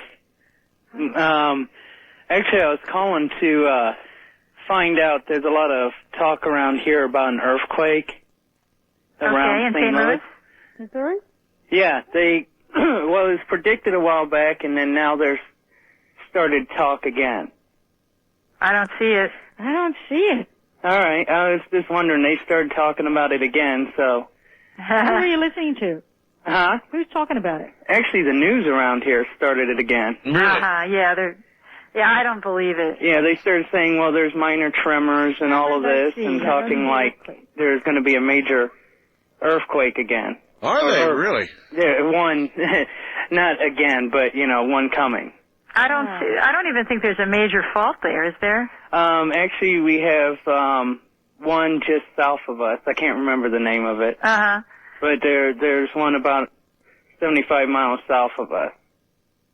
All right. That's right. I believe there is a big one, but it's not gone in a long, long time. Right, yeah, they said it's been over 100 years. That was the earthquake, I believe, that changed the course of the Mississippi, wasn't it? Yes. Oh, wow. So, that's probably why I was kind of concerned when they started talking about it. Of course. All right, sir, thank you. Hey, you have a good day. Take care, and I guess you can rest easily. The Jameson twins are here. Psychic twins. Does that surprise you? It does not me. We're talking about what's coming soon and in the near term. I'm Art Bell, and we're doing what this song talks about. We're running in the night. And you're getting a nice little peek into the future. The Jameson twins are here. They're psychic, and they are indeed identical twins as well. So, more of that in a moment. Well, all right, going into a final segment now with the psychic twins, the Jameson sisters, Terry and Linda. And here they are once again. Ladies, are you ready? Yes, we are. Here they come. First time caller line, you're on the air with the Jameson twins. Hi. Yeah. Hi, good morning. Hi. Good morning. Jane from New York. Hi, Jane. Hi, Art. Hi, twins. Hi, Jane. I have a question concerning the West Nile-like virus. If you know what it is and what will happen with it. The one in New York? Yes. Okay. What's your question? What's going to happen with it? Well, no one quite knows where it came from and what it is. They're calling it a West Nile-like virus, right. But apparently it's modified in some way from the original West Nile virus, and they're all wondering where it's from and where it's going, I guess. Mm-hmm. Okay, ladies? Wow. Let me ask. We're getting a lot of those kinds of things, new diseases popping up, things in the environment that we've never seen before and we don't much like seeing. What do you see on this? Yeah, we're seeing a lot more mutations in terms of viruses going on in the next couple decades especially. I feel like this one will be under control in about 6-7 months. Yeah, feel, Terry? Even sooner, I see. And I really don't think there are any new illnesses. I think that everything has been around forever, and it just kind of keeps popping up in different forms. Uh-huh. But I don't think it's going to get out of hand, and I don't see germ warfare involved with this particular one. All right. Good. That's good to hear. Wildcard line, you're on the air with the Jameson twins. Hello. Good morning, Art, Linda, and Terry. Morning. Morning. My name is Mike. I'm calling from Omaha, Nebraska, on KFAB News Radio 1110. Yes, sir. Hey. And I just want to know if you foresee the return of the 10th planet in the near future, and what would happen when it shows up. Do you know what the 10th planet is, ladies? I don't, actually. It's Sitchin's work. He thinks that the human race originated from the visitation of an alien race that lived on a planet that returns every how many years, sir? 3,600. 3,600 years, yes. Anything on that at all? I don't see that returning at all. Do you, Linda? No, I don't. I know that Lyra was a planet that was thought to inhabit Earth, colonize Earth 5 times. I don't know if that's related, but I don't really see this 10th planet thing bearing out. Mm-hmm. All right. Good. All we can do is ask. East of the Rockies, you're on the air with the Jameson twins. Hi. Yes, this is Marty calling from Cincinnati, Ohio. How are you? Good. I wanted to ask earlier, you had said something about young spirits having problems with the faster vibrations of the world. Yes, indeed. And what are some things that a young spirit can do to cope with this? I would definitely put meditation, some kind of meditation first on your list. It's so important for people to be grounded. And another thing that we help people do is something called root walking. All you do is picture roots growing from your feet down, halfway down into the earth and wrapping around large crystals. And try to do that during the day, throughout the day. Even when you're walking, you are grounded. Yes. It's so important. Daily meditation and prayer for groundedness and protection, psychic protection. And really ask your guides to help you stay centered. This is a young soul country, by the way. It's a young soul planet, actually. Very few old souls actually reside on our planet. Yes, so I've heard.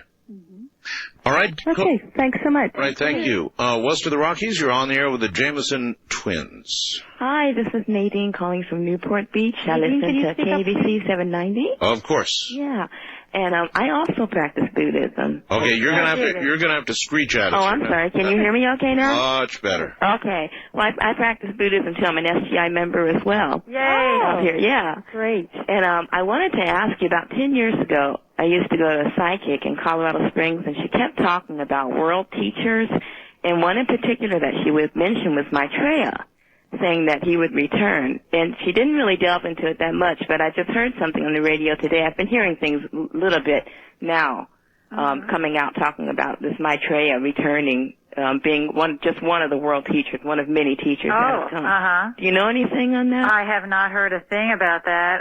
I psychically am feeling that he won't, but that's just what I'm getting right now. Okay. There's a lot of talk about the second coming of Christ and the Antichrist and all this, and we feel that the Antichrist will actually take form of six different bodies. Oh, really? 6 different human beings. Huh. Yeah, within the next, say, 85 years. Wow. We'll see evidence of that. But it will not be a single individual as such, somebody we would recognize as a Jesus entity. Yeah. But the Maitreya thing, curious about that. I've never heard that. Have you, Art? Art? Yeah. Oh, have you heard of the Maitreya thing? Yes, I've heard of it, of course, but I don't know. Yeah. I was just curious if you had heard anything about that at all. Yeah, no, I don't really see that as being a prominent occurrence in this coming millennium. However, when I close my eyes, I do see a child in your life. Yes, there is. He just woke up. All right, thank you very much for It's very noisy. First time caller line, you're on the air with the Jameson twins. Hello. Oh, yeah, this is Doug from Omaha, Nebraska. Hi, Doug. Yeah, and I was wondering if there'd be a disarmament of America anytime What's the soon. question? Hey, he's wondering whether America is going to disarm. Yes, but not for many, many decades. Maybe 5 decades.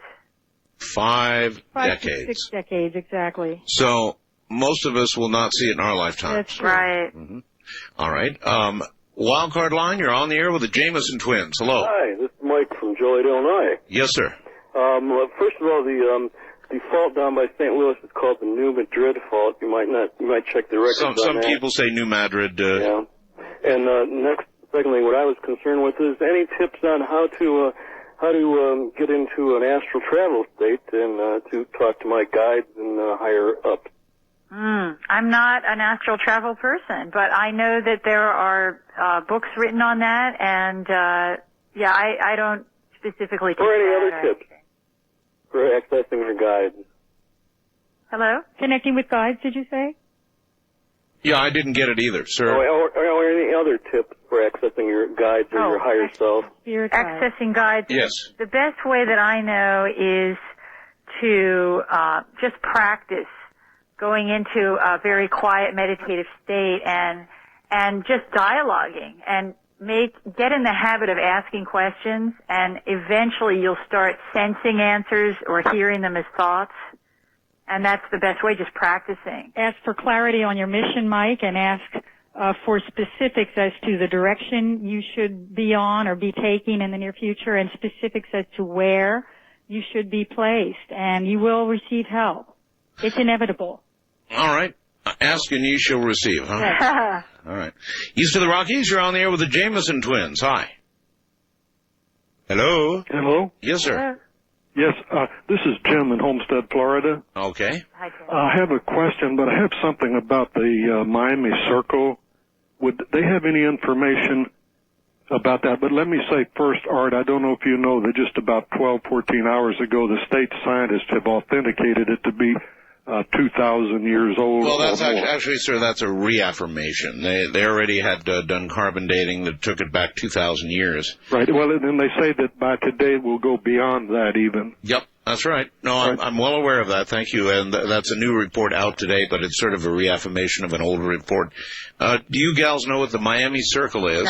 No, I'm sorry. It's an ancient artifact that was found on land that was destined to be developed into some modern something or another, and they've stopped construction on it. So it's something that you might take a look at when you get a chance. Okay. All right. West of the Rockies, you're on the air with the Jameson twins. Hi. Hi there. Any chance of getting on the air? You are on the air, sir. When I said you're on the air with the Jameson twins, that's what it means. Okay, I just wanted to say I'd like them to generalize a little more on the upcoming events of national disasters or anything like that. I'm sort of making a list, and I'd like to elaborate on that. And you'd like to check it twice. All right. The upcoming disasters that you've chronicled. Okay, just briefly, are you talking about natural disasters?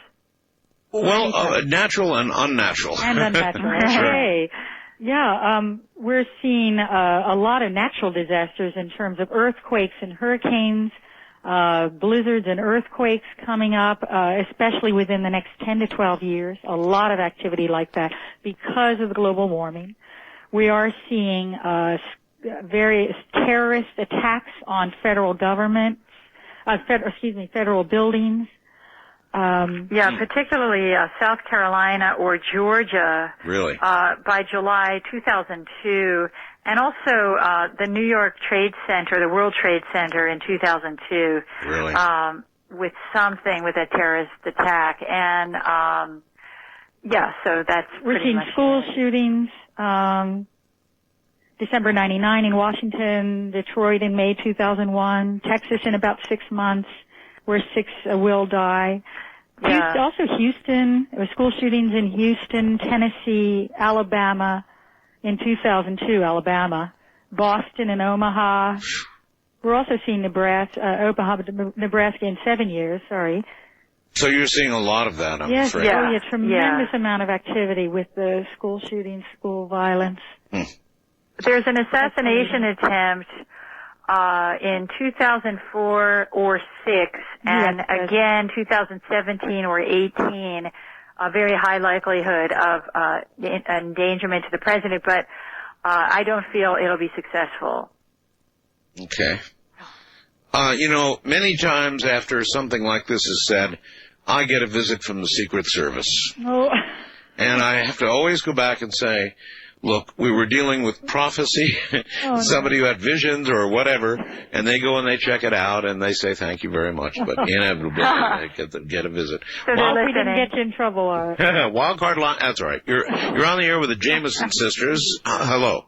Hi, my name is Marty. I'm calling from Sacramento, California. Marty, I can barely hear you. Yeah. Can you hear me now? A little better. A little bit better. Okay, I'm a visionary astrologer. I look at a chart and I see things. Right. And by the way, Art, I want to tell you, you're right on target being a Gemini and interviewing the psychic twins. Good for you. Right. And I did foresee you leaving the air last October. Yes. And I wrote it down in a letter to myself and sent it to myself when I have a sealed envelope with the information. Really? Yeah, would you be interested in it? I would indeed. Yes. How best to get it to you? Well, I give out my address on the air all the time. Do you have it? Yes, I'd have your post office address in Pahrump. That'll get it to me. Yeah, it's really interesting.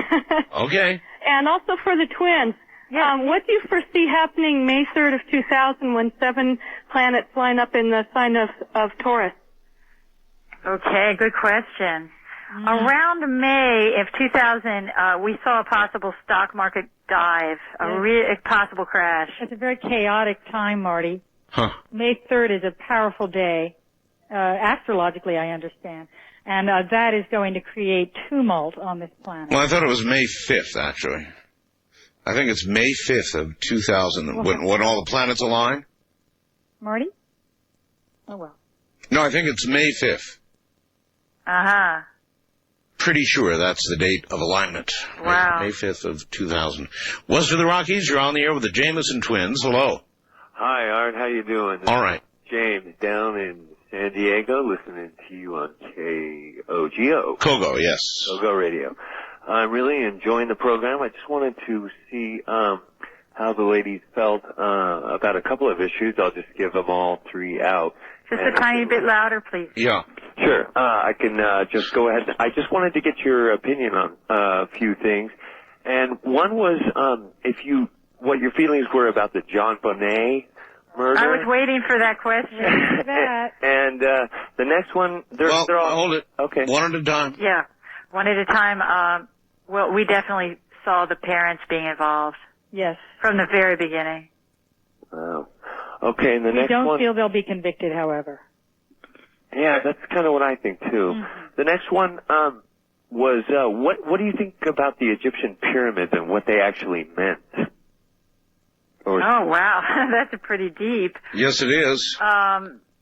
They were supposedly built by Lyrans, I believe. Mm-hmm. Extraterrestrial energy in part.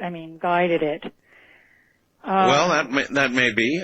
We know the Egyptians certainly had a hand in building it because I've been to the graves of those who built it. Oh, yes, Egyptians actually did, but there was ET guidance. Well, there was some kind of guidance because they could not have raised those stones. There's no way.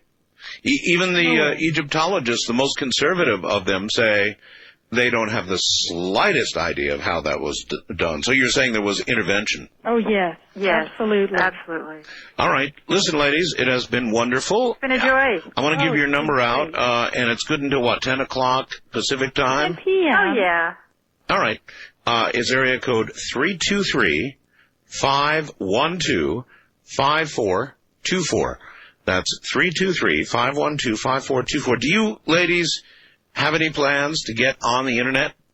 We've been on and off a couple times. We just, we're still getting the website to get back on. When we have the web number, we will give it to you, the web address. Yes. We will give it to you, Art. So it is coming back then? Yeah, in about a week. All right. Listen, if you suddenly pick up anything that is really going to happen in the very near term, right. You've got my number, and I sure would appreciate a call. Oh, okay, we'll call you. You'll be the first one. All right, good enough. Thank you very much. There you have it, folks. That was the Jameson twins, psychic twins. Very interesting, huh? All right, we're going to break at the top of the hour. When we come back, we'll do a solid hour of open lines, and anything you would like to talk about certainly is fair game. I am running a streaming video of the event at Mackinac Island. I don't know whether you've been catching that or not, and I may choose to run it another day this week, but it is running right now. The trip we made to Mackinac Island, it really was something for the Somewhere in Time 19th reunion. So I hope you're able to get that and at least decipher some of what I captured on video. I'm Art Bell. Stay right where you are. Good morning, everybody, and this is Al Stewart's Year of the Cat. For some reason, it has a lot of meaning for me. I haven't quite nailed it down, but this song means a lot to me. The fact that I love saxophone so much. All right, open lines directly ahead. Anything you want to talk about, fair game. All right, it's back to open lines now. Anything goes. First-time caller line, you're on the air. Hi. Hi, Art. Hello. How you doing? I'm doing okay, sir. Where are you? Here on Interstate 5 in California. Okay. I'm calling about several things. The two ladies we were talking about. Yes. Earthquakes in San Francisco. I predicted a few earthquakes myself. Northridge, the Big Bear earthquake. I kind of sensed this last earthquake a couple of days before. Mm-hmm. But all I can do is just a few days before. I can't make no long distance predictions at all. Mm-hmm.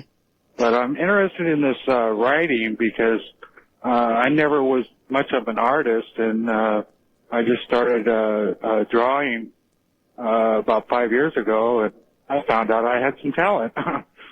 Well, congratulations. What they were referring to mostly was automatic writing. Yeah, I understand about that, but I was just wondering if I continue writing and practicing, that I could become, really, really good, Well, I am not the the twins, sir, so I don't have the slightest idea.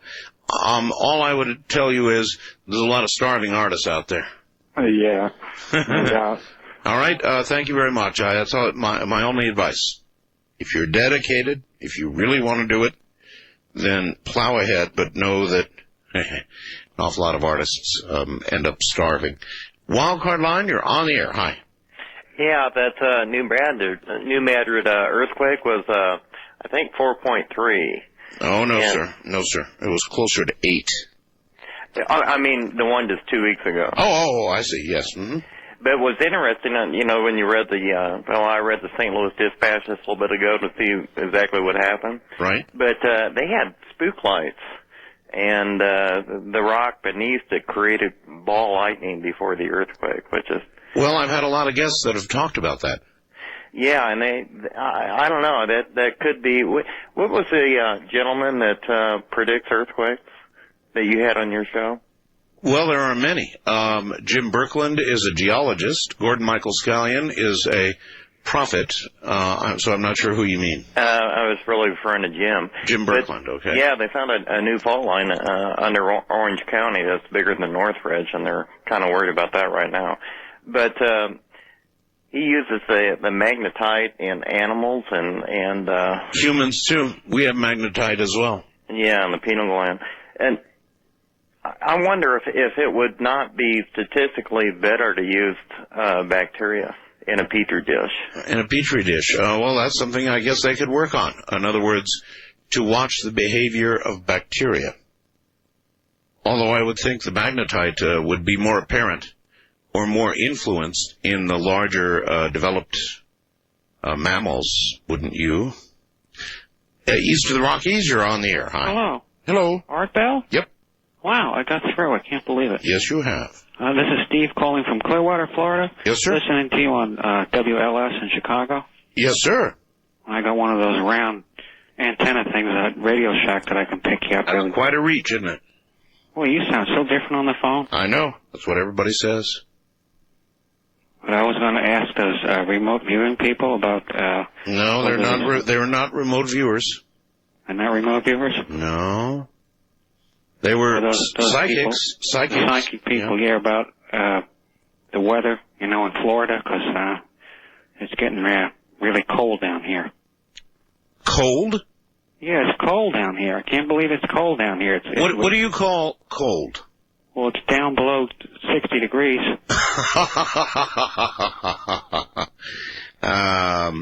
Okay. Well, they're not here anymore, and I'm sorry to not sound sympathetic and to laugh, but for a lot of people in the rest of the country, 60 degrees is not a frighteningly cold temperature.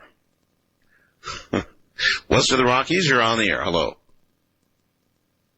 Hello. Going once, going twice, gone. First time caller line, you're on the air. Hi. Hey, this is Mick from Yakima, Washington. Hi, Mick. How's it going tonight, Art? Just fine. First time caller myself. Okay. I've been listening to you for about, 5 years, and I've enjoyed every minute of your whole program. Well, thank whole you. Thing. Thank you. And them twin psychics. Yes. I have twins in our family, and it is true that they're very close. They know when because one lives in Maine, the other one lives in Seattle, and when one's upset, they all... Now, are these, and tell me something, are these twins sisters of yours? No, they're nieces. Nieces, all right. Well, that's easier. I was kind of wondering if, there's, in a family, if you have a set of twins, if you have twins, and then you have a single child, whether the single child feels left out. Probably. If I was left out, I guess I would know it. Yeah.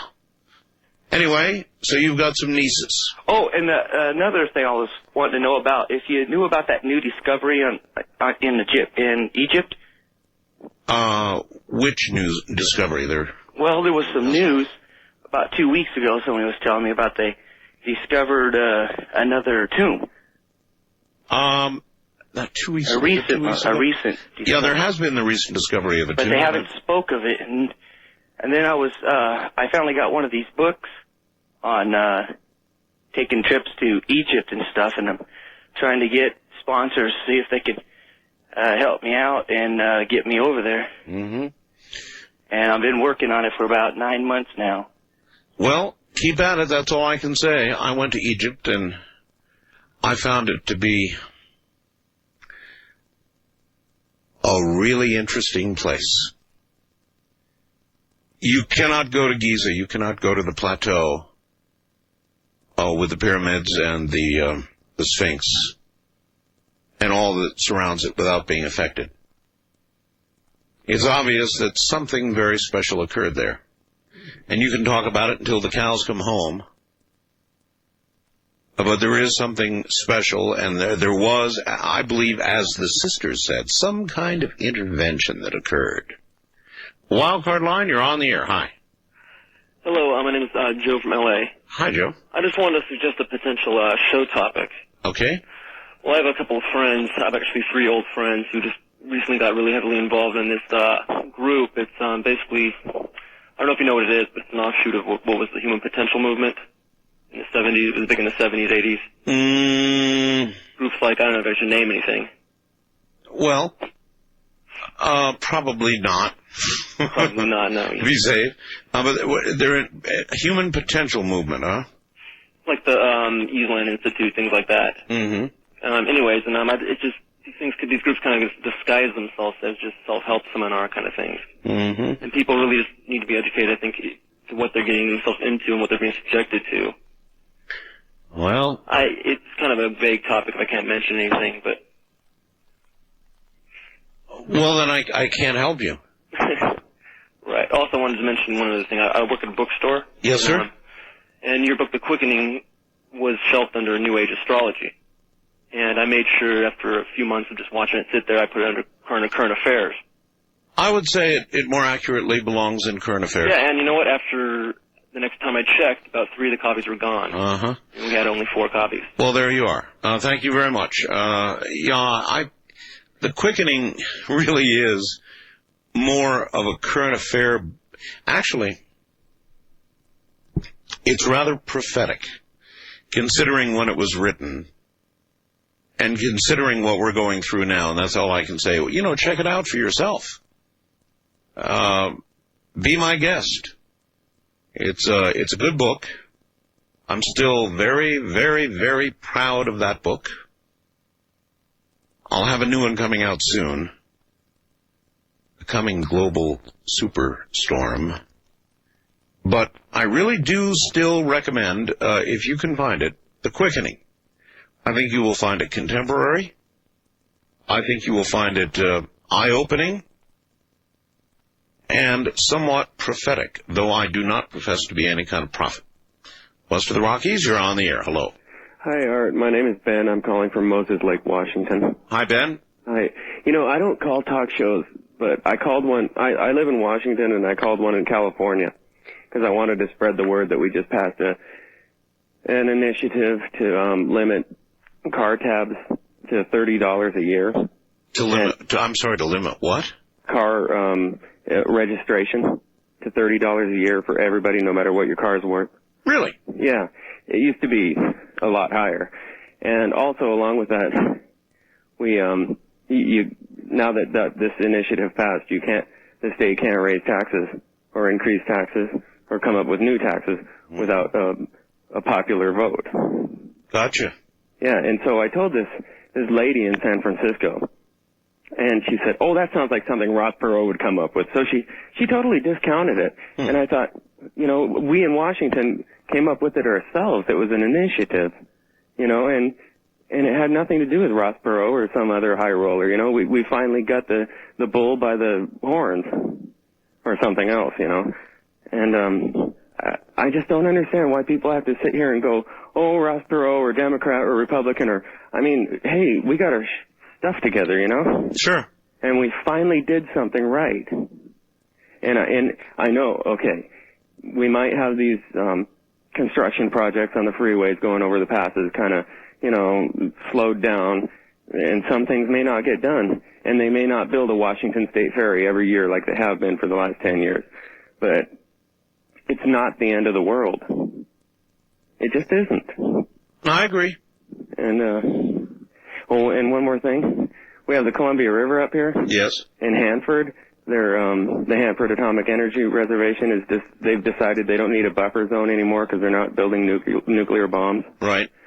So they're debating in Congress what to do with all the land. And, the Democrats want to preserve the river as a national wild and scenic river. And they want the land to be wildlife refuge. The Republicans want to they call it local control. Local control, of course, means development. And so there's a big fight over it going on up here. And what do you think? I think this is the only time in my entire life that I trust the federal government. Because they'll lock it up forever. I mean, I'm sorry. I don't trust them, but this is the one time. Because I love that land. All right. Well, I understand how you feel. Believe me, I have a lot of land out by me that I don't want to see developed. It's BLM land, and I don't want to see encroachment, and I don't want to see it paved over, and I don't want to see it changed. But I temper that with an understanding that that is a view of somebody who has already developed his land. And so I have mixed thoughts about it. On the one hand, you want to see that which remains about you pristine, and on the other hand, you've got to consider the plight of those who wish to develop and get out and away from the city and, develop some of the land that's out here. So selfishly, I don't want to see it developed because I've already got mine. And I think that's pretty much the way everybody feels. They just don't say it. First time caller line, you're on the air. Hi. Hi, Mr. Bill? Yes. Oh, I wanted to talk to you about Bellingham and the chemtrails. Yes. Bellingham, Washington. We may have William Thomas on the air tonight. Oh, okay. Well, I know I can't. I'm lucky to get through, and I listen to you all the time. And I just wanted to report that it is so bad here in the Northwest. That's what I understand. I've been getting 1 million emails and faxes. Yep. And when you look at the sky, you don't really see a sky anymore. You see kind of a blanket of chemicals. Yes. With an occasional glimpse of the real sky. Yes. And I do enjoy your programs, and keep up the good work. Thank you so very much. I don't know what to make of chemtrails. We may have William Thomas on tonight if we can make connections. We've kind of arranged for it. And he's got some very shocking things, which are embargoed until we do the program, so I can't talk about it. But tomorrow night, with a little bit of luck, we'll connect with William Thomas. He was supposed to send me his phone number, and he didn't. Buster the Rockies, you're on the air. Hi. Hi, Art. This is Craig in Missoula. Hello.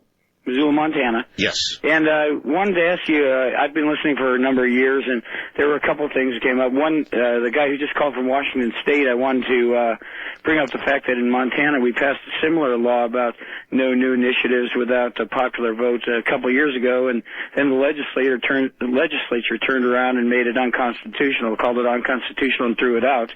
So I don't want to dampen his parade, but the same thing may happen over in Washington. Well, either that or...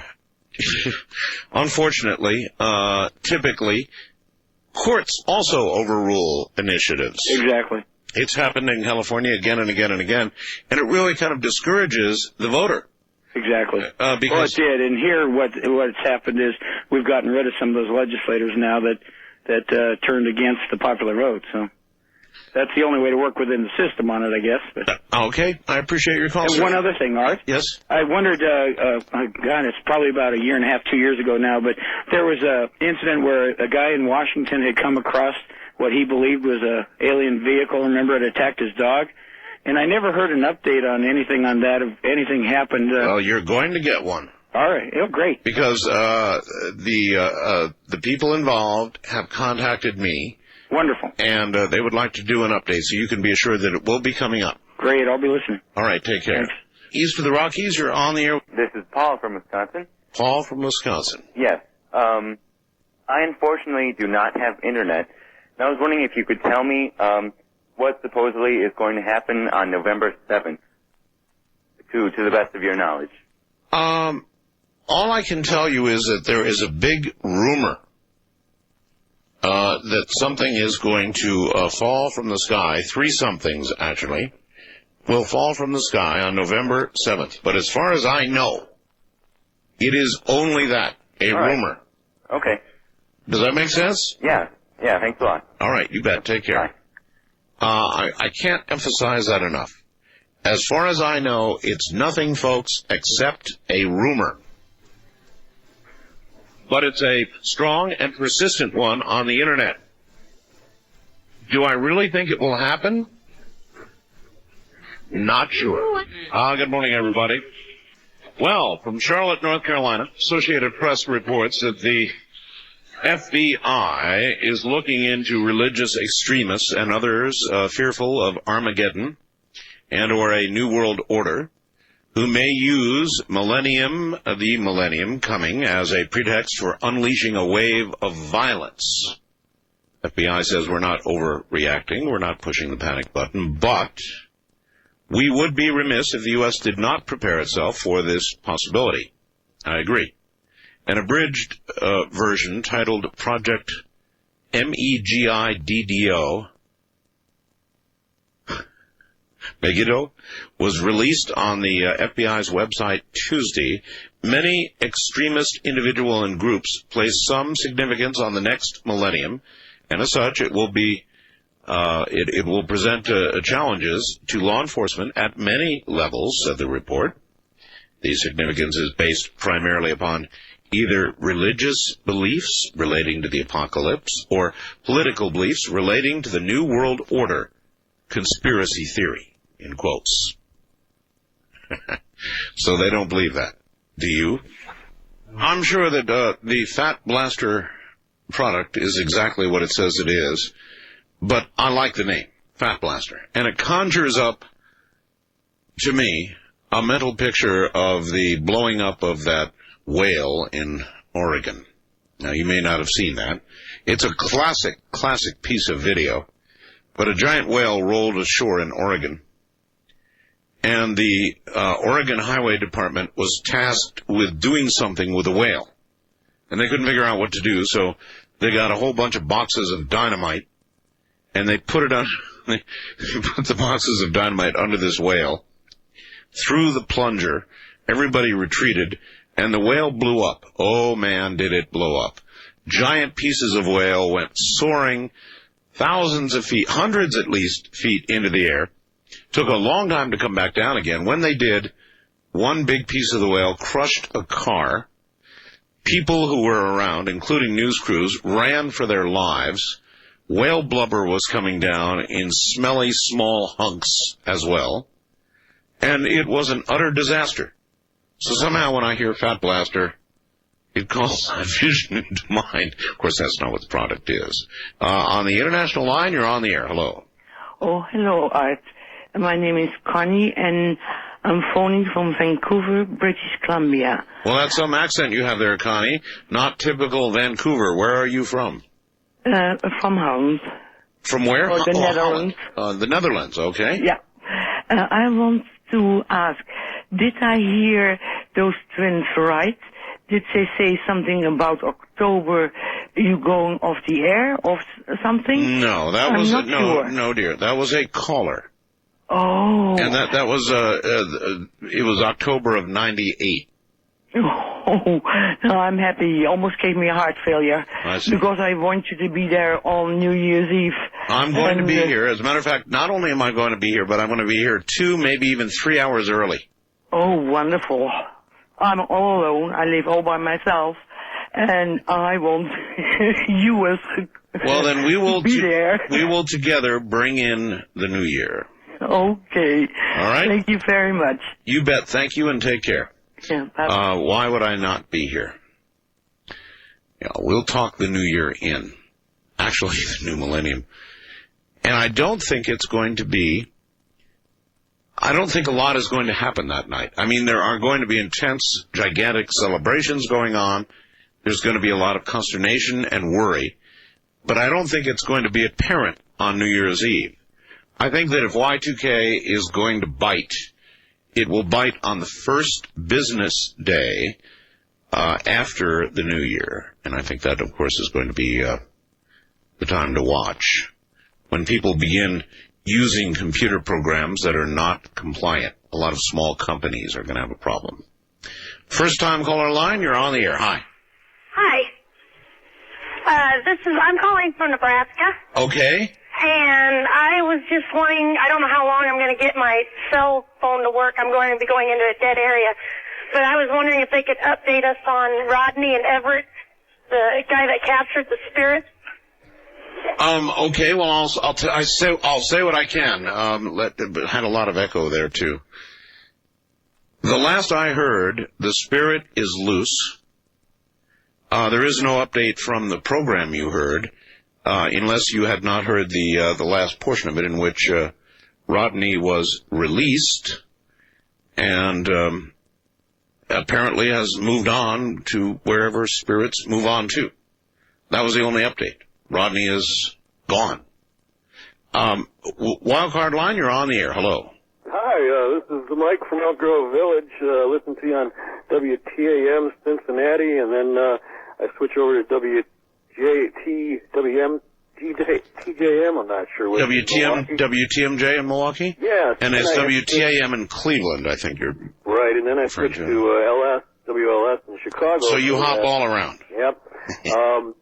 I just want to tell you something weird that I heard after the plane crash early in the morning, about 6 a.m. here. Yes. There was a report on ABC Radio News that denied that the plane had stopped at Edwards Air Force Base. Yes, I'm aware of that. They had a report that was there for a while saying the plane had stopped at Edwards, and in fact there were a number of Egyptian Army officers on that airplane, as we now know. But then they said, no, that was wrong. It did not stop at Edwards. What I do think is critical is the story CNN is running now, suggesting that one of the flight crew wrote up the thrust reverser as a problem in Los Angeles. Mm-hmm. That, to me, seems like a critical piece of information. Yeah, I thought it was weird that they were denying that, and I thought, plus they only found one body. Maybe they offloaded everybody there and sent an empty plane to New York and then on. Mm-hmm. I rather doubt that again. I think the Occam's razor principle is operative here. Early in the day, I posted a Chicago Tribune story that I thought was right on the money on my website. And then I thought that was rather confirmed by the CNN story indicating that there was a thrust reversal write-up.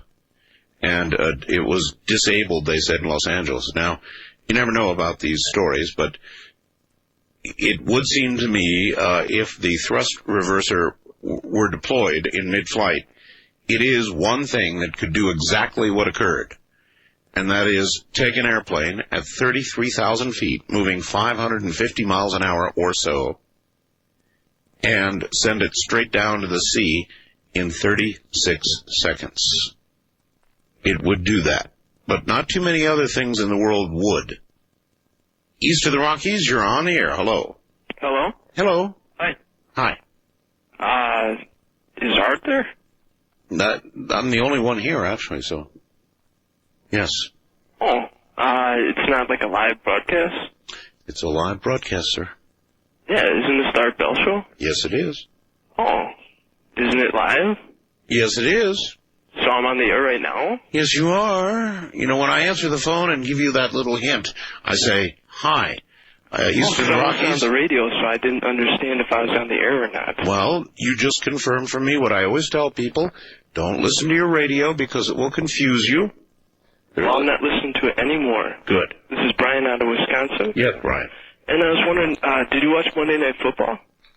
Yes, I did. Did you happen to catch the commercial where they actually had a guy walk into a supermarket? He ended up stealing a whole bunch of food. It looked like he was stealing. He walks out of the supermarket, and all of a sudden a security guy touches him and says, "Sir, you forgot your receipt." Yeah, I saw it. And the implication was that he had stolen all of this, and the security guy was about to bust him. But instead, he just said, "Sir, you forgot your receipt." Now, what that commercial was saying is that it's not going to... Soon, there won't be any checkout. You just walk past the sensors. It records everything. It debits your account. cashless society, the whole thing, right? Yeah, it scared the heck out of me. Really? I mean, is that do you think? I think that would be awfully convenient. Do you think that's pertaining to the revelation? No. About the mark? No. About how people can't buy or sell goods unless they have the mark? No. I mean, it might. I'm not a biblical well, how would they expert. actually be able to tell, like, it's you? That's what I don't know. Well, he just kind of walked. He didn't flash a card or anything. No, I know. He just kind of walked out. I know. I guess I can see where you're coming from, but it sounds awfully convenient. Well, yeah, but the convenience is, you know, where's the balance between convenience and you'll be damned and go to hell if you do this, you know? Well, see, why... If you go and you shop for a bunch of stuff and you walk out with it and your account is automatically charged, why is that going to send you to hell? Well, I'm just saying, in Revelation, you're not supposed to get the mark. It's supposed to be the mark of the beast. And it's the mark of the beast, meaning that you can't buy or sell goods unless you have it. I would assume that that's what they're talking about, where if you walk out of a store, you don't show them a card or anything. It was, I admit, it was a very interesting commercial. Yes, I saw it. All right, we'll toss that out to the audience. He's right. That's exactly what it was. It showed a fellow just apparently stealing. He wasn't really stealing, even though it kind of looked like he was stealing. And he walked out, and the security guy said, "Sir, you forgot your receipt." When everybody thought he was about to get popped for theft. But no. Everything had been recorded and debited, and he had simply forgotten his receipt.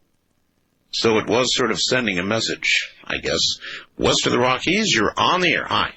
Hi there. This is Olin in Culver City, California. Yes, sir. A week and a half ago, Linda Moulton Howe was talking about all the animals dying back on the East Coast. There were flocks of pelicans dying, and there were flocks of crows dying. That's right. And even the lobster beds in Maine. By the millions, sir, actually. Yeah, well, the rivers empty out, and the warm currents from the Gulf of Mexico go up the East Coast and carry the river effluents up to Maine. And I made the connection between the chemtrails being sprayed by the white United Nations cargo planes, and I'm beginning to think that that mixture of germs and viruses that they're spraying all over the country is beginning to kill off all of the wildlife in the air, on the land, and in the sea. Why would you think they would be doing that? Well, they're getting ready to kill us all off in this, New Year's Eve, shut off the electric power plants and declare a crisis, and then declare martial law. And you think so? Well, yeah, United Nations peacekeeping soldiers from Germany and Russia are already in place in some of the closed military bases. Yeah, but here's the problem. We're not going to really have a Y2K problem compared to, for example, Russia, which is going to be a complete disaster. So if UN troops are going to be anywhere, they ought to be in Russia, not here. Well, they should be, but if the New World Order is going to get started, this crisis for the Y2K might be the perfect opportunity to get people to give in with the idea that it's a computer failure instead of a deliberate takeover by turning off the power plants and blocking the highways in and out of main cities. So you really believe that will occur? Well, I've heard that all of the police forces and military forces are all on active duty 2 weeks before New Year's Eve and 2 weeks after New Year's Eve, and on the Well, news. yeah, but don't you think that that's appropriate for them to do? I mean, really, think about it. They have a job to serve and protect, and how can they protect us if they are not prepared for some kind of disaster? Well, they're very much prepared. They're being militarized with surplus military equipment going to the local police departments. And they're getting ready for some kind of an uprising or a takeover, one or the other. Well, I appreciate your view, sir. I don't know that I share it with you, but I appreciate your point of view. Thank you. I don't think that's what they're doing. And in terms of a one world order, you know, I've said this before, the UN can't even keep control of small countries, much less big countries. Can you imagine the UN being in the U.S. trying to control everybody? Implementing the one world government and all that baloney, subverting the U.S. government. Hell, we barely even pay dues to the UN. They're screeching at us for that. And they can't get control of small, weak, third world countries. They turn tail and run. So how are they going to get control of a nation like ours with 260 million people, most of them pretty damn cantankerous, and the majority of them with guns? I don't see it. East of the Rockies, you're on the air. Hi. Howdy. Howdy. How y'all doing? We all are fine. I see the government is making plans to find out how TV violence and stuff is making a connection with the kids, causing problems. I done a test on a 14-year-old girl many years ago. Seen TV for the first time. Turned out quite interesting. What were the results? Oh, this is what I was going to explain. When I first turned the TV on, there was a cartoon. Well, she watched it for a moment, and she didn't show no interest. So I changed the channel. There was kids demonstrating a new toy. She watched that with interest, and then a soap opera came on. And right in the middle of the soap opera, there were two guys yelling at each other, and she frowned at that noise. Anyway, the one guy shoved the other guy into the armchair, and she turned around and walked out of the barn. That was my oldest cow at that time. Huh. So, by the way, that cow I also had in the courtroom back in '74 as a character witness. The United States government tried to accuse me of having to do with a robbery. It did? Yes. And you had nothing to do with it? Right. I was running a store. I was helping people build a business up. Yes. And the store got busted into around 2 in the morning or so, they figure. Anyway, the people didn't wake me up when they broke into the store. I constantly told the owners to come at nighttime, take the money, and put it in a night deposit. Either that or make arrangements with the local police department. So they tried to hang this on you? Right. But they did not? Well, when they tried to accuse me of having to do with a robbery, I told one of the owners of the store, the day I have to appear in the courthouse is the day I quit. And like I'm talking to you, about a month later, he's telling me about the court scene. I spun around, walked out the door, and made up my mind I was taking my cow into the courtroom with me. And that was the best character witness I could have at that time. By the way, too, she also stopped the presidential motorcade when Reagan was in the whole town area. Who did? My cow. Walked in front of the motorcade. Are you saying cow? Cow, C-O-W. Cow. You took a cow into a courtroom as a character witness for yourself? Yes. And you stopped a presidential motorcade with your cow? Right, I walked right in front of it. How could a cow act as a character witness for anybody? Because... They can't do anything more than go moo. Because I care more for the animals I had at that time. I had one cow and one horse. Yeah, but again, sir, let's be realistic here. In a courtroom, assuming that any judge would ever let you bring a cow into the courtroom, how would the cow act as a character witness for you? To prove a point that I care more for my animals than for a measly $400 that was stolen out of the store. Oh, boy, I'll tell you. I hit the international news. Really? Yes. I can only imagine what... the United Press International Wire Service. I can only imagine what Judge Judy would say about that. Happy trails. Yeah, happy trails to you, too. Trails indeed. Or herding, or whatever it is you do with your cow. Well, there's a point on which to close the program. Moo, he didn't do it. Moo. He's a nice guy. Moo. Good night.